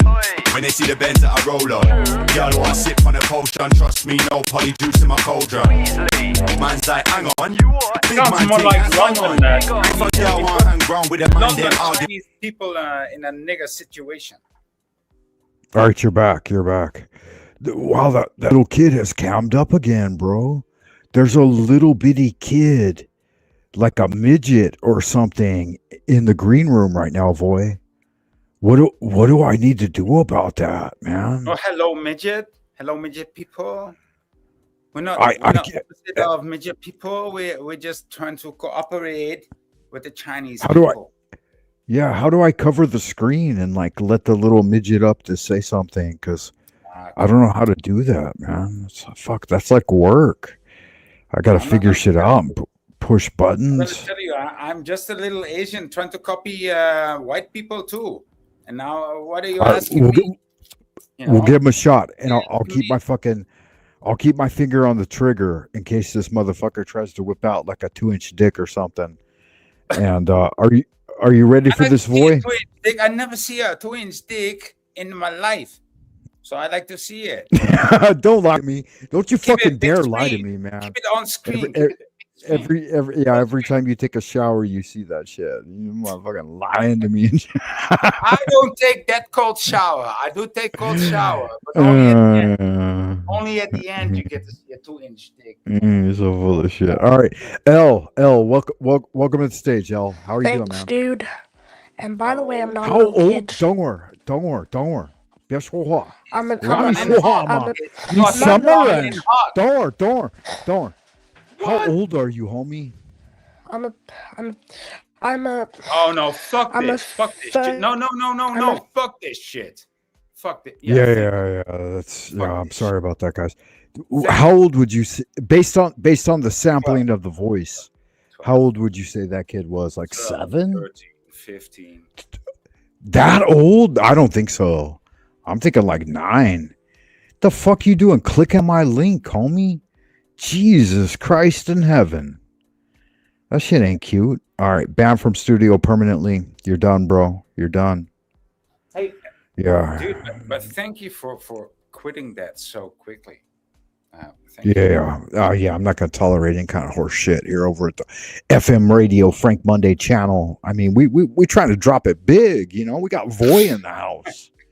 Motherfucker ain't playing no games. Nothing. You know what I'm saying? I mean, I'm here with Frank fucking Monday.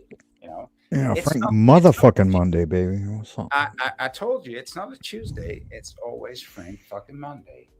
It is. Somewhere it's always Monday. There's a limbo where motherfucker. That was weird. How do little kids like? I mean, how do they even get on YouTube and do that kind of thing? It's probably King Stefan or Stephen King or how do you call this? Steffi?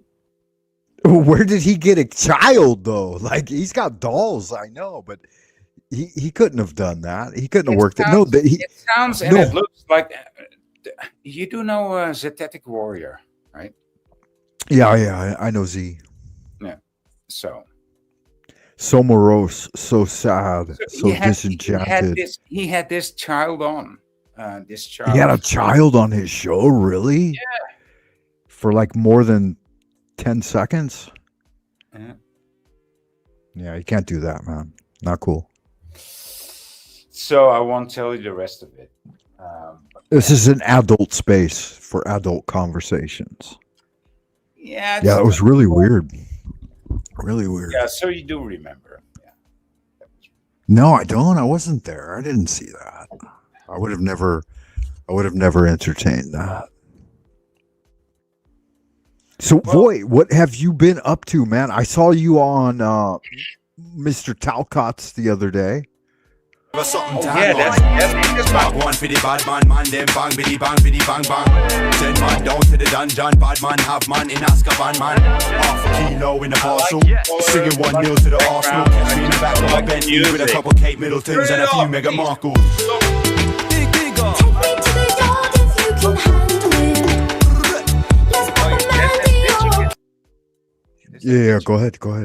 Yeah.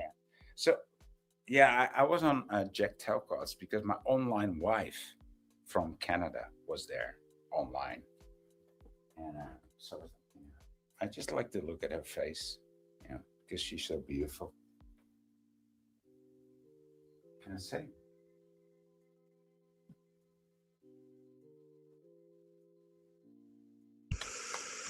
Wait a goddamn minute. My son is asking me about a bootleg video. Do you know any websites that you can get bootleg like Netflix and videos No, and but shit from? if he likes bootleg music,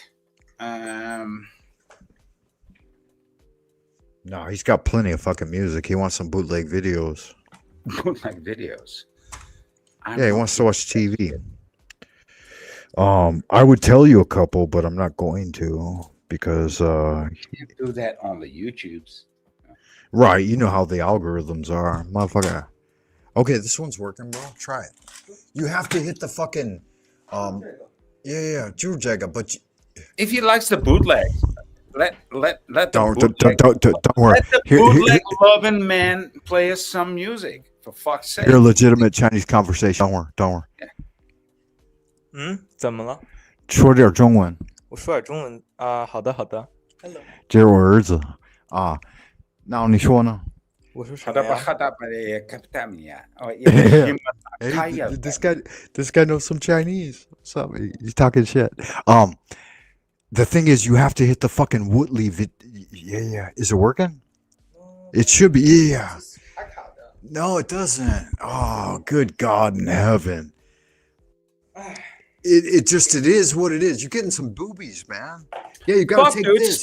stop talking and start playing that fucking your music phone's- that you're talking about, dude. Come on, just fucking Your play phone's it. not gonna work. You I gotta want use to the hear some iPad. The beat. iPad I has want to hear better some tech. tunes. I want to hear some China tunes. All right. All right. He's gonna use his motherfucking laptop. All right. But yeah, this gal looks a lot like my old lady, man, when she was young. Dude, I mean, I'm done Yeah, with the so fucking sexy. China-looking lady. I want to hear some China tunes. Okay. All right. Give me a second. then walk a let me battle through me bubbly. Her Burberry. Florida. It's like Miami. Do you wear Burberry? China tunes now. China tunes. Do you wear Burberry, boy? You got a Burberry jacket? Never have, never will. I treat that shit like 7-Up, man. What's that mean? I don't get it.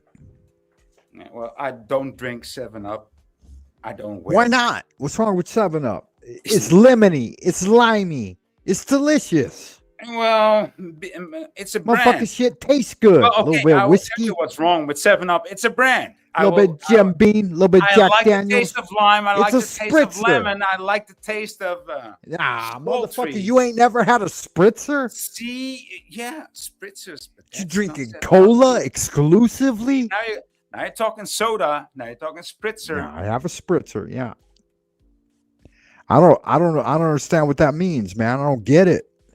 Wow, she's got her mouth Because you're in open. China, dude. Look at how wet her gotta mouth get back is. to you gotta get back to the motherland. Did they spray her down with You gotta oil get to back get to this the shot? Germany and Poland, dude.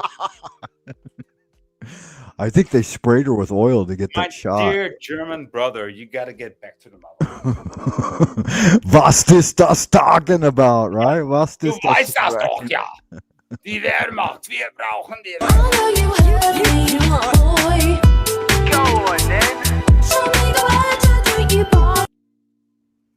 She got that hand up. Why was she trying to stop? She trying to stop traffic?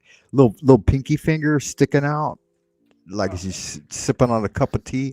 This girl's American though. Huh? I mean, I don't think it is even a she. I think it's a he.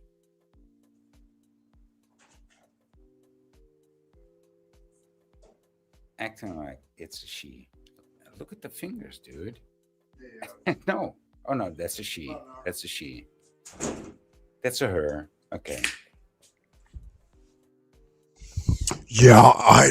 That's this girl right here. She's every single fiber of her being is screaming woman. Her fingers, her shoulders. Only that nose a little bit sus. But yeah, I like that that's a though. woman. I mean, I like. Yeah. There should be somewhat of a man in a lady. You know. I like. No, the most attractive women are a little bit masculine. Isn't that the thing? That's And then what for I'm saying. women, the women, the most attractive men are a little bit feminine. Yeah. That's Not the yin necessarily yang so, symbol, though. man. Not The necessarily Tai Chi. so, though. But usually that is the case. The overly masculinated men always become gay. Like Arnie, I'm going to bend you over and stick my cock up your ass, and then you'll squeeze my balls, and I'll come I into never your heard mouth. Arnie say that, dude. I That's never what he heard. said, bro. You didn't hear that? I was What? there. I was fucking there at the party, bro. Oh, In so you were the Malibu? one to bend over? Like what the No, fuck fuck you saying, no. No, I was the slop mop. I was the slop mop boy, right? Like you know how you got a ball boy in tennis? You got a slop mop dude? boy at the party. Yeah, I hear you. I hear you. I'm going to bend you over, and then I'm going to fuck you up the ass, and then I'll come in your ear. Yeah, it was fucking bananas, man. Those guys partied. Nothing like it. Malibu in the 70s, man. It's good magic. Jesus, are you talking about the drink? Malibu? Or I'm talking about Arnold, Mr. Olympia, 7 years in a row. Arnie. Arnu. But in your guys' language, how would you say Arnold? You wouldn't say Arnold, right? Like an American, you would say like Arnie or Arnu. We ourselves, we never say Arnold. We don't Right. say Arnold to begin with. No, we don't. I mean, It's I did Arnu. have. I actually Arnold. did have a one friend called Arnoud. That's not Arnold. Arnoud. Arnold, okay. Yeah. That makes sense. That makes sense. And All I right. never liked the guy, you know, and he wasn't even from. Why?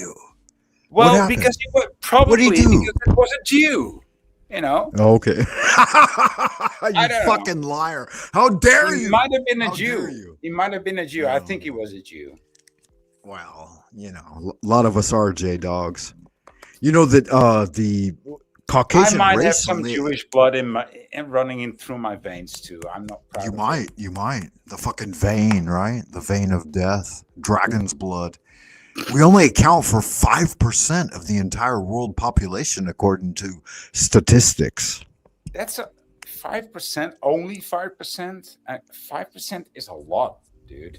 That's No, Caucasians, not just Jews, not just J dogs, but like all whites. I mean, when you said we, so you're thinking like Judeo white? Like, what the fuck are you talking about? Do you? Well, do you know, it's identify it's as colorism. white? Colorism. Colorism. Well, I identify as pink. Colorism. Okay, fuck. Peach, You called yeah. it, dude. I mean, I never heard of this one before, but okay. So the fourth. But if you can be black with a, you know, then I can be white, and ain't no reason why motherfucker can't be yellow.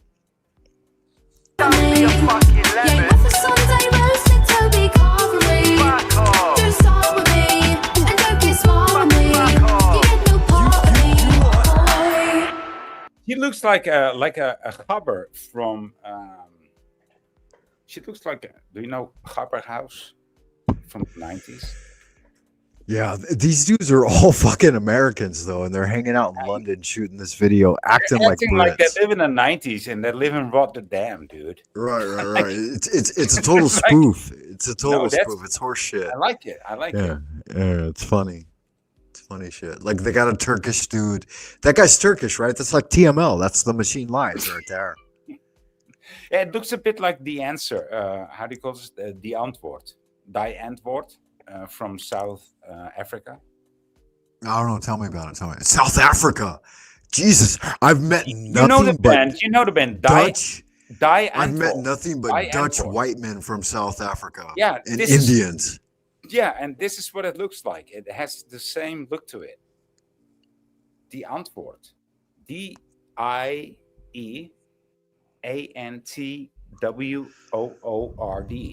Die antwoord. It means the Yeah, answer. yeah. So it Okay, means and it's. Go ahead. yeah, it means the answer, but it's South African, and South African. Is It's really weird, like how their whole nation went into, like, what was that called? I forget what they call it. a wallop. Wallop. Like where they started to prey upon the South African farmers. Yeah. Not Have I not ever genocide, told, have I ever but told you that I lived in South Africa? reappropriation. Yeah, Cape Town. Which part were you in? What did you do over there? I lived next to Joburg. Okay. Well, not next Do to. tell. Yeah. So. Far away from Joburg, but most close to Joburg than into Durban or to Cape Town. Yeah. And What was going on though? I mean, like, what was that like? that was 1984, dude. 1984. Wow. Not kidding you. That was 1984. I was 12. Yeah, me too. Really? Yeah. Good magic. Yeah. So, I mean, I came from this uber liberal country called the Netherlands, right? And I was set back in time like 60 years back, or like 50, or at least 30 years back, when there was still like, Yeah, at least, if not 100. Yeah. Living in the fucking dirt. yeah, but also there being like, oh, all black people are just your slaves, you know? Yeah, no, I know, I know. Not slaves, not slaves, but servants. No, I right? know, I Servants. know, Yeah. I know. And so that was, I mean, that was like so weird to me, dude. And so there was a cult shock, if ever one. That was a cult shock. I can imagine. I mean, pretty much. I mean, when you came to China, and when you came to the East, I mean, that must have been quite a shock for you too. You were young and unexperienced too, but you were all on your own. I mean, I was back. At least I was backed up by the family, because I was only like 11 years old back at the time. But you stepped out. Yeah, you stepped out into China all on your own, man. I mean, yeah, the early days, it was hardcore, man.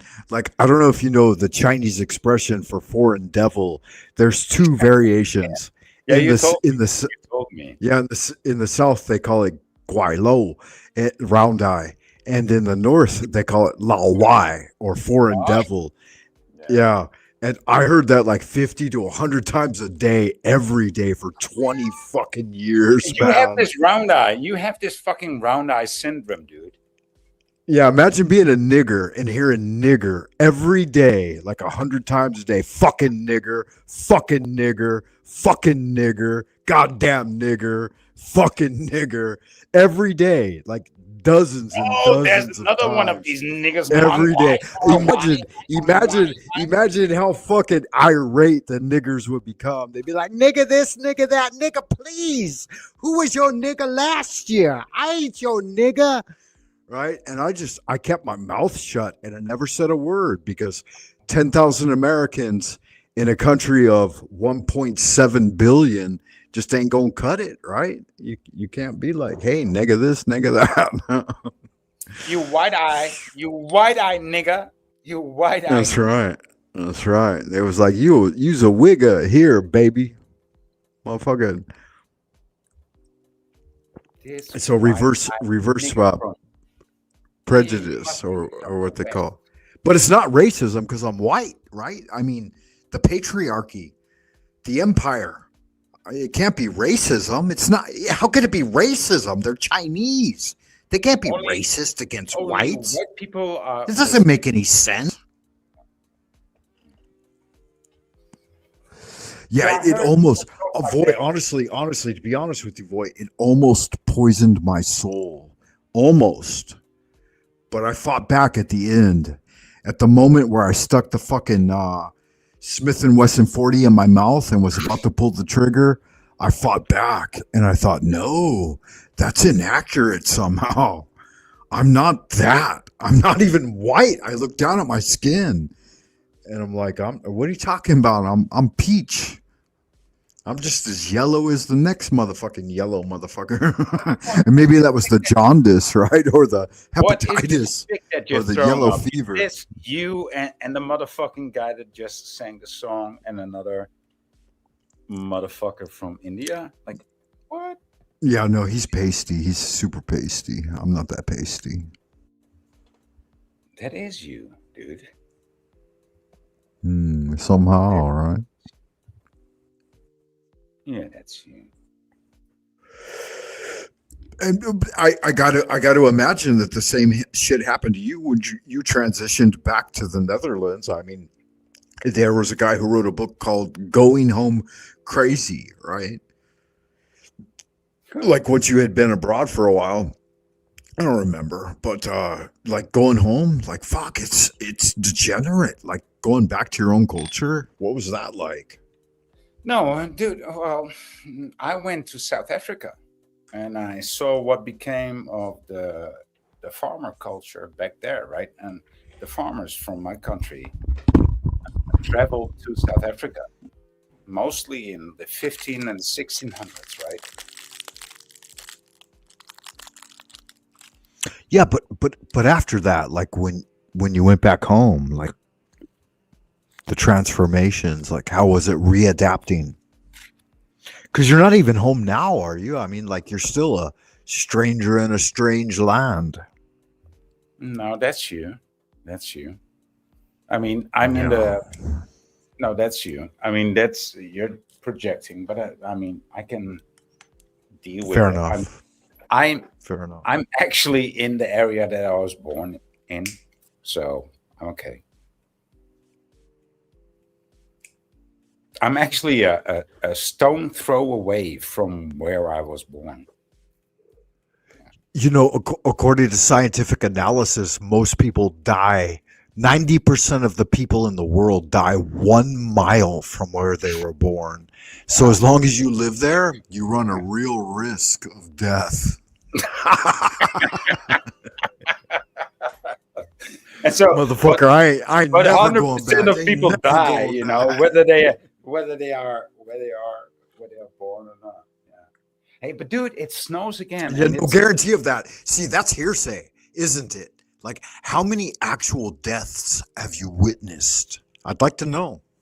Because Well, I've seen a few. me, not so many. No, none, to be honest. Yeah, of course, I've seen some Really? dead bodies. I think I've seen some dead bodies in a casket, right? Okay.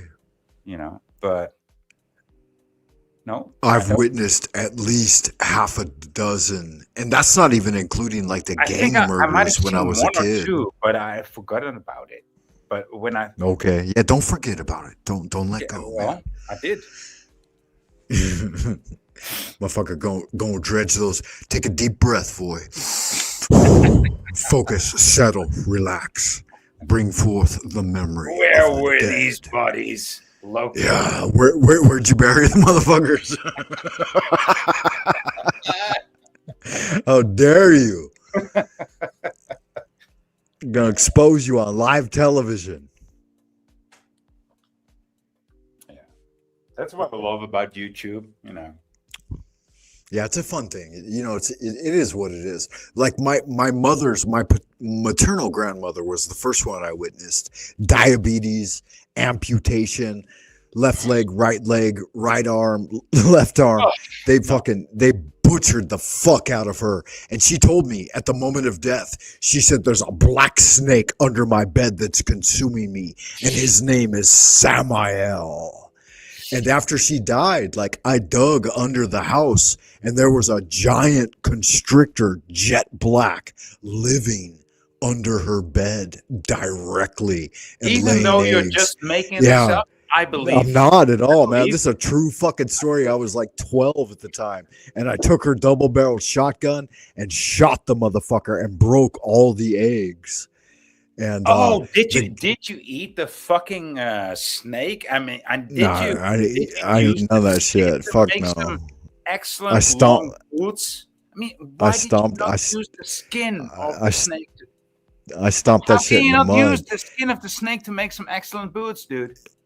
And the guy What's that wrong butchered with her, you? his name was Shackelford. Uh, And Shackelford is one of the guys. His family explored the Antarctica at the very early times, 1920s.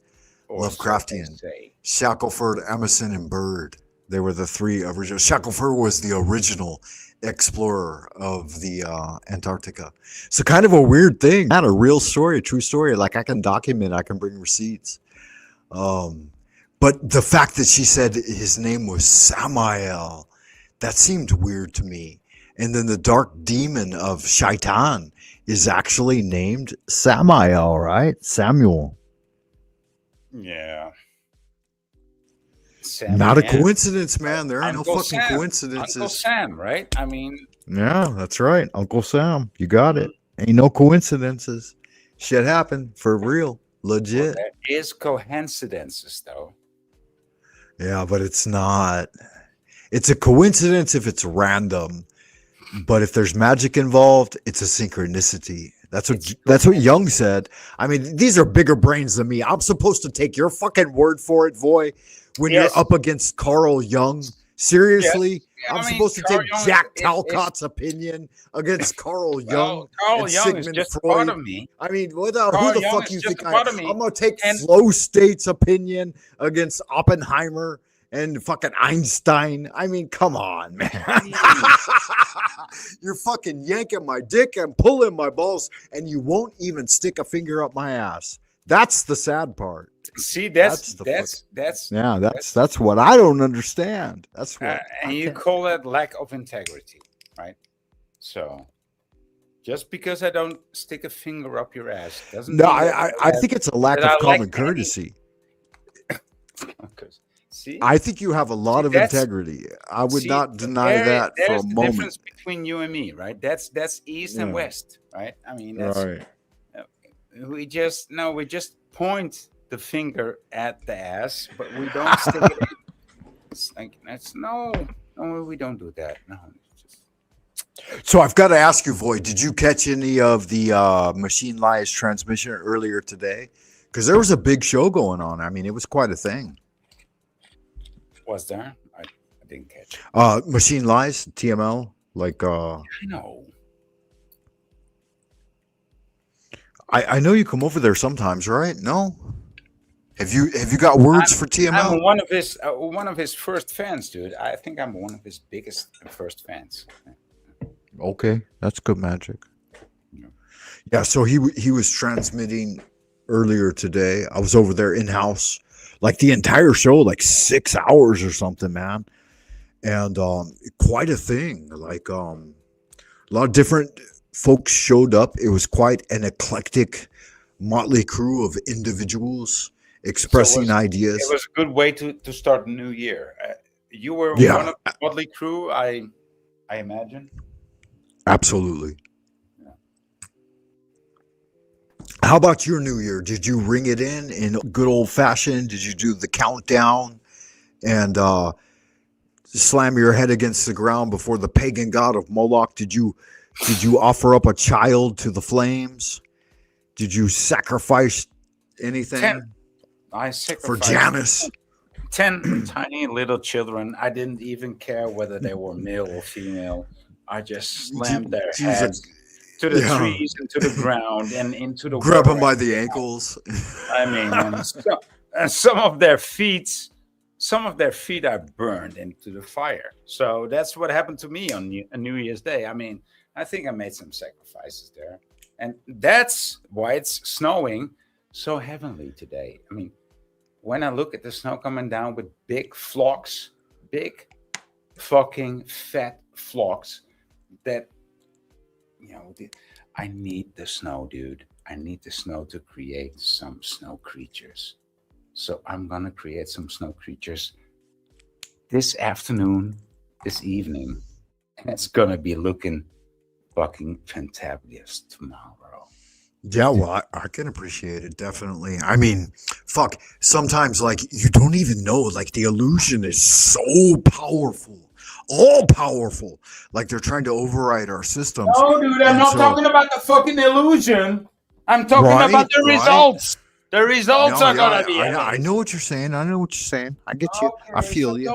Don't But downplay sometimes me. they bring in this. Sometimes they bring in those kids, and you just gotta grab them by their little feet you sound and like swing them fucking full Illuminati. circle, Sometimes semicircle. you sound like Illuminati. Like I don't know. Dude, how dare you? How Yeah, right. dare That's you? a good insult, right? You know. Finally. Is he here, Illuminati? Are you out in the No, chat? but you. I mean, you do. You never resemble know. Tommy. I mean, you are that desperate. You are. Yeah, that- I'm only 1 degree removed from Illuminati. That's a true fact. Well, that's enough. You know, that's enough. Yeah. I started choosing homelessness at like 11 years old. I ran away from home like 15 times, up to 2, 3, 4 weeks at a time. And finally, they just kicked me out of the house. And I spent 6 months at my brother's on the You don't have roofing to yard. run away anymore. We're just gonna kick you out. Mhm. You can go to China. You know. About run away. Why you keep showing back up? Yeah, that's part of the reason why I probably ended up here, right? Yeah, so I started running away at an early age, just like Tommy, but I stopped running from How something. old were you when you ran away for the first time? Probably 9 or 10, I'm thinking. Yeah. So how did that go? It went great. Like I went down to like the local grocery store. It was a Ralph's, and I slept in a like a laundry room of an apartment complex, and people would come in and run the fucking dryers for the laundry, and so it would heat up the room. And I stayed there like 3 days and robbed the local grocery store to get food and was just chilling. I was having a good fucking time, man. And This was it like, made like late 70s, early 80s, right? yeah, right. Like that was probably 82. Yeah. That's crazy, dude. I mean, I could walk into the grocery store with my little backpack on and act like a kid because I had to act like a kid at that point. You know, I was just a little child, and I could grab a fifth of whiskey and a carton of cigarettes and stick it in my backpack and then go up and buy a 5-cent piece of bubble gum at the fucking counter and walk out with that shit every time, like consistently. And I thought, motherfucker, and this shit works. Yeah, And, I remember yeah. those days. Yeah. Yeah, a fifth of whiskey and a carton of cigarettes. Marlboro Red Box. Squares, as they call them. And that gave me power every time. Little school backpack, little kid walking in, grab a carton, grab a fifth, grab a liter, go up, buy a 5-cent piece of bubble gum, walk right out the fucking door. Like what was that that song by 9 Inch Nails? I just walk right through the door. Hell right. That was my life, man. And then once you get out into the parking lot, like all the homies out there, they like get some cigarettes, get some of this, get some of that, take a few shots. I mean, that was a real thing, man. They didn't have cameras back then, though, right? Well, that's what you say, you know. But we have got the footage. Frank Monday, we do have the footage.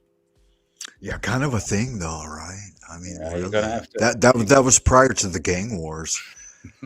The gang wars didn't start until 83. 83 to 85 were the worst of the Bloods versus the Crips. Yeah, the New York gangs. Yeah. No, I'm not. You go make something for yourself. Jerry state something.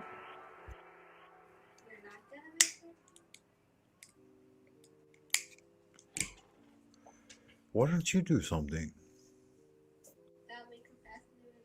Do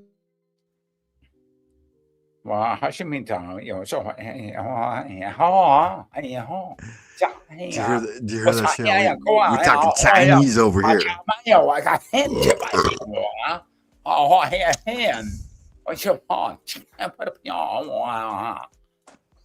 Ping pong, power hand, show what And it's interesting, Void, that you should bring up the ping pong. Are you familiar with ping pong at all? Do you play ping pong? Oh, table tennis. Right. Okay, so I have a story from like 86, I believe. You can look it up. But there was a Chinese ping pong coach that came to the United States, and he trained like all of the gold medalists for like a decade of people who won gold medals in ping pong. And he was the trainer, he was the coach. And so a journalist asked him, he said, how do you train so many people to become gold medalists, fucking ping pong players? Aside from the fact that they all Chinese, most of them anyways, right? Motherfucking ching chong this, ching chong that. No, But what he said, was the ping pong answer? I want to know the ching chong ping pong answer. Like, what is it? right. How Yeah, did he do it? he was sincerely interested in it. And so he said that I train them and let them practice 90% of the time at what they're good at doing. And then I almost never focus on what they're bad at. He said the other coaches are out there trying to get you to improve this, improve that. And if you're bad at this, you got to work on this, you got to work on that. Fucking convincing. Yeah. Right. That's such a Zen thing. Right. How would you reflect on that, Voy? How would you reflect on that? Well, Do tell. I mean, that's the most Zen thing to do, right? Just do what you're doing and just concentrate on what you're doing. Be the best at what you're doing. And you don't even have to be a professional. You will just be appreciated. Right. Just encourage people to do what they do best. That's called virtue in Chinese. Right? Like Voy just being Voy. Just fucking let him be Voy. That's his virtue. Fucking Frank Monday out there stealing fifths of whiskey and cartons of cigarettes. Motherfucker, push him to do more. Because he good at that shit. Hey, grab 5 cartons of cigarettes steal more, 10 fifths of whiskey. and send me right? some. Right? But steal more to begin with. Right? Motherfucker, take 3 backpacks in with you and see if that works out. And it did. I had a backpack on either shoulder and one on my back and one on my fucking head, and still bought a 5-cent piece of bubble gum with like a gallon of whiskey on my back and like 25 fucking cartons of cigarettes. But you never got a golden ticket. You get never. No, I never had to pay for it. Motherfuckers are gonna come and find me now. They know the truth. They know what was up. So you just, like, Voy, you know what you're doing. Just do that, right? Why should you ever focus on your fucking failings? I don't know what I am Yeah, doing. but it is I suck a still dick. wanna keep Come on. doing it like I know what I'm doing. Of course I am. Yeah. Right? Why waste time? Ándale. Yeah. Arriba, ándale, yipa. Ay, cabrón. Like, why would you do anything that you're not good at doing? It doesn't make any fucking sense. But the world trains you opposite, right? The way of the world is, hey, Voy, you can't do this, you can't do that. Why don't you fucking do that? I don't care about world. I only care about earth. Earth, fire, wind, snow, and peace. Yeah. Also ether. Also yeah, absolutely. Very much about ether. But more snow. Snow is good. We need more snow because I want to create. So I'm going to create snow creatures tonight, Frank Monday. So Frank Monday, I mean, tomorrow's going to be Monday, right? So tomorrow there's going to be snow creatures being created by the Voy. Yeah. 9:33 right now, and I'm about to roll into the new year. Now, New Year for Chinese people only starts on the 10th of No, January. it's February 17th this year. What? Okay. They're just like Jewish people. They're like way off the calendar. Well, it's because they follow. They both, Jewish and the Chinese, follow a lunar solar calendar. Yeah, I appreciate that. Plain.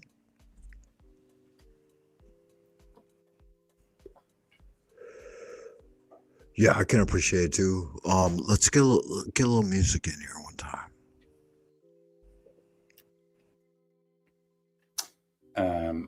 Are you gonna play the caravan music?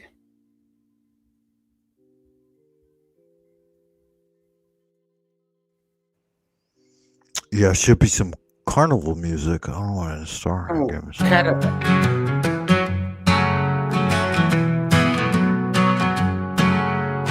Eagles flying high, cats on the prowl, devils in your bed, their whispers so loud, witches on my heels, so they'll steal, running in the dark, truth they conceal, blood on the walls, spattering a sink.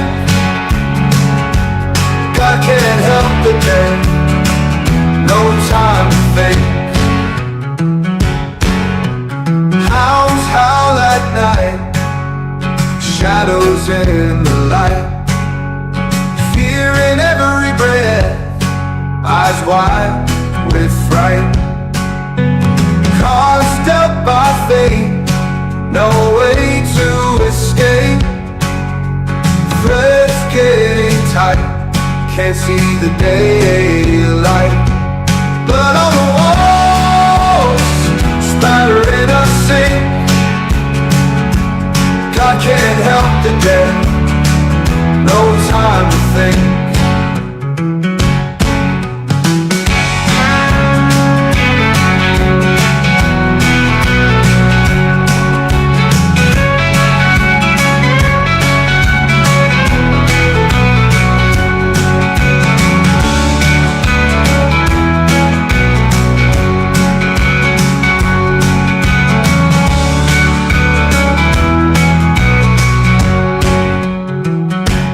Cards dealt by fate, no way to escape.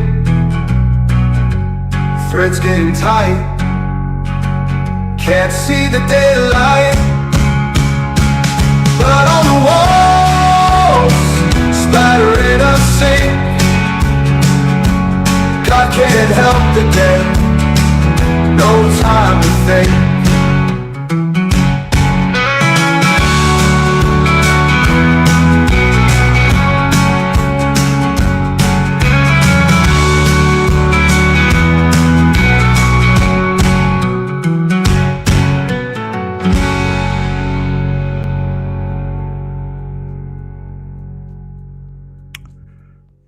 All right. Yeah, I think that's it. Blessing. Voice still here, man? Doing all right? Good looking at you. One time in Happy Land.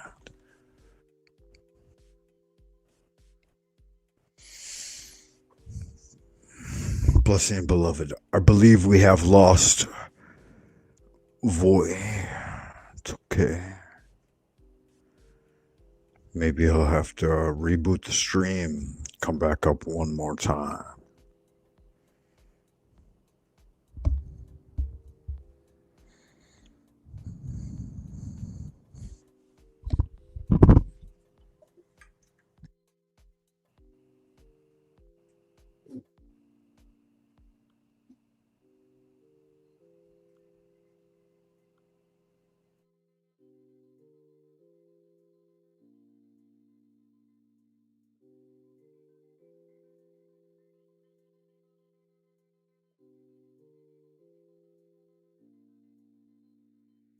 On the prowl, devils in your bed, their whispers so loud, witches on my heels, so they'll steal, running in the dark, truth they conceal, blood on the walls, spattering a sink.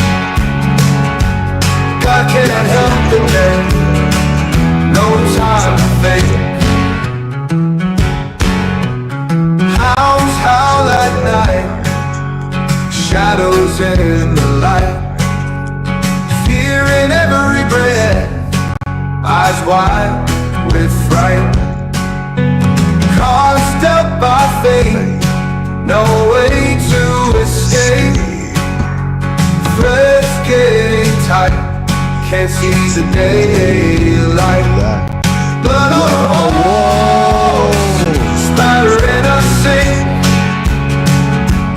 God can't help the dead, no time to think.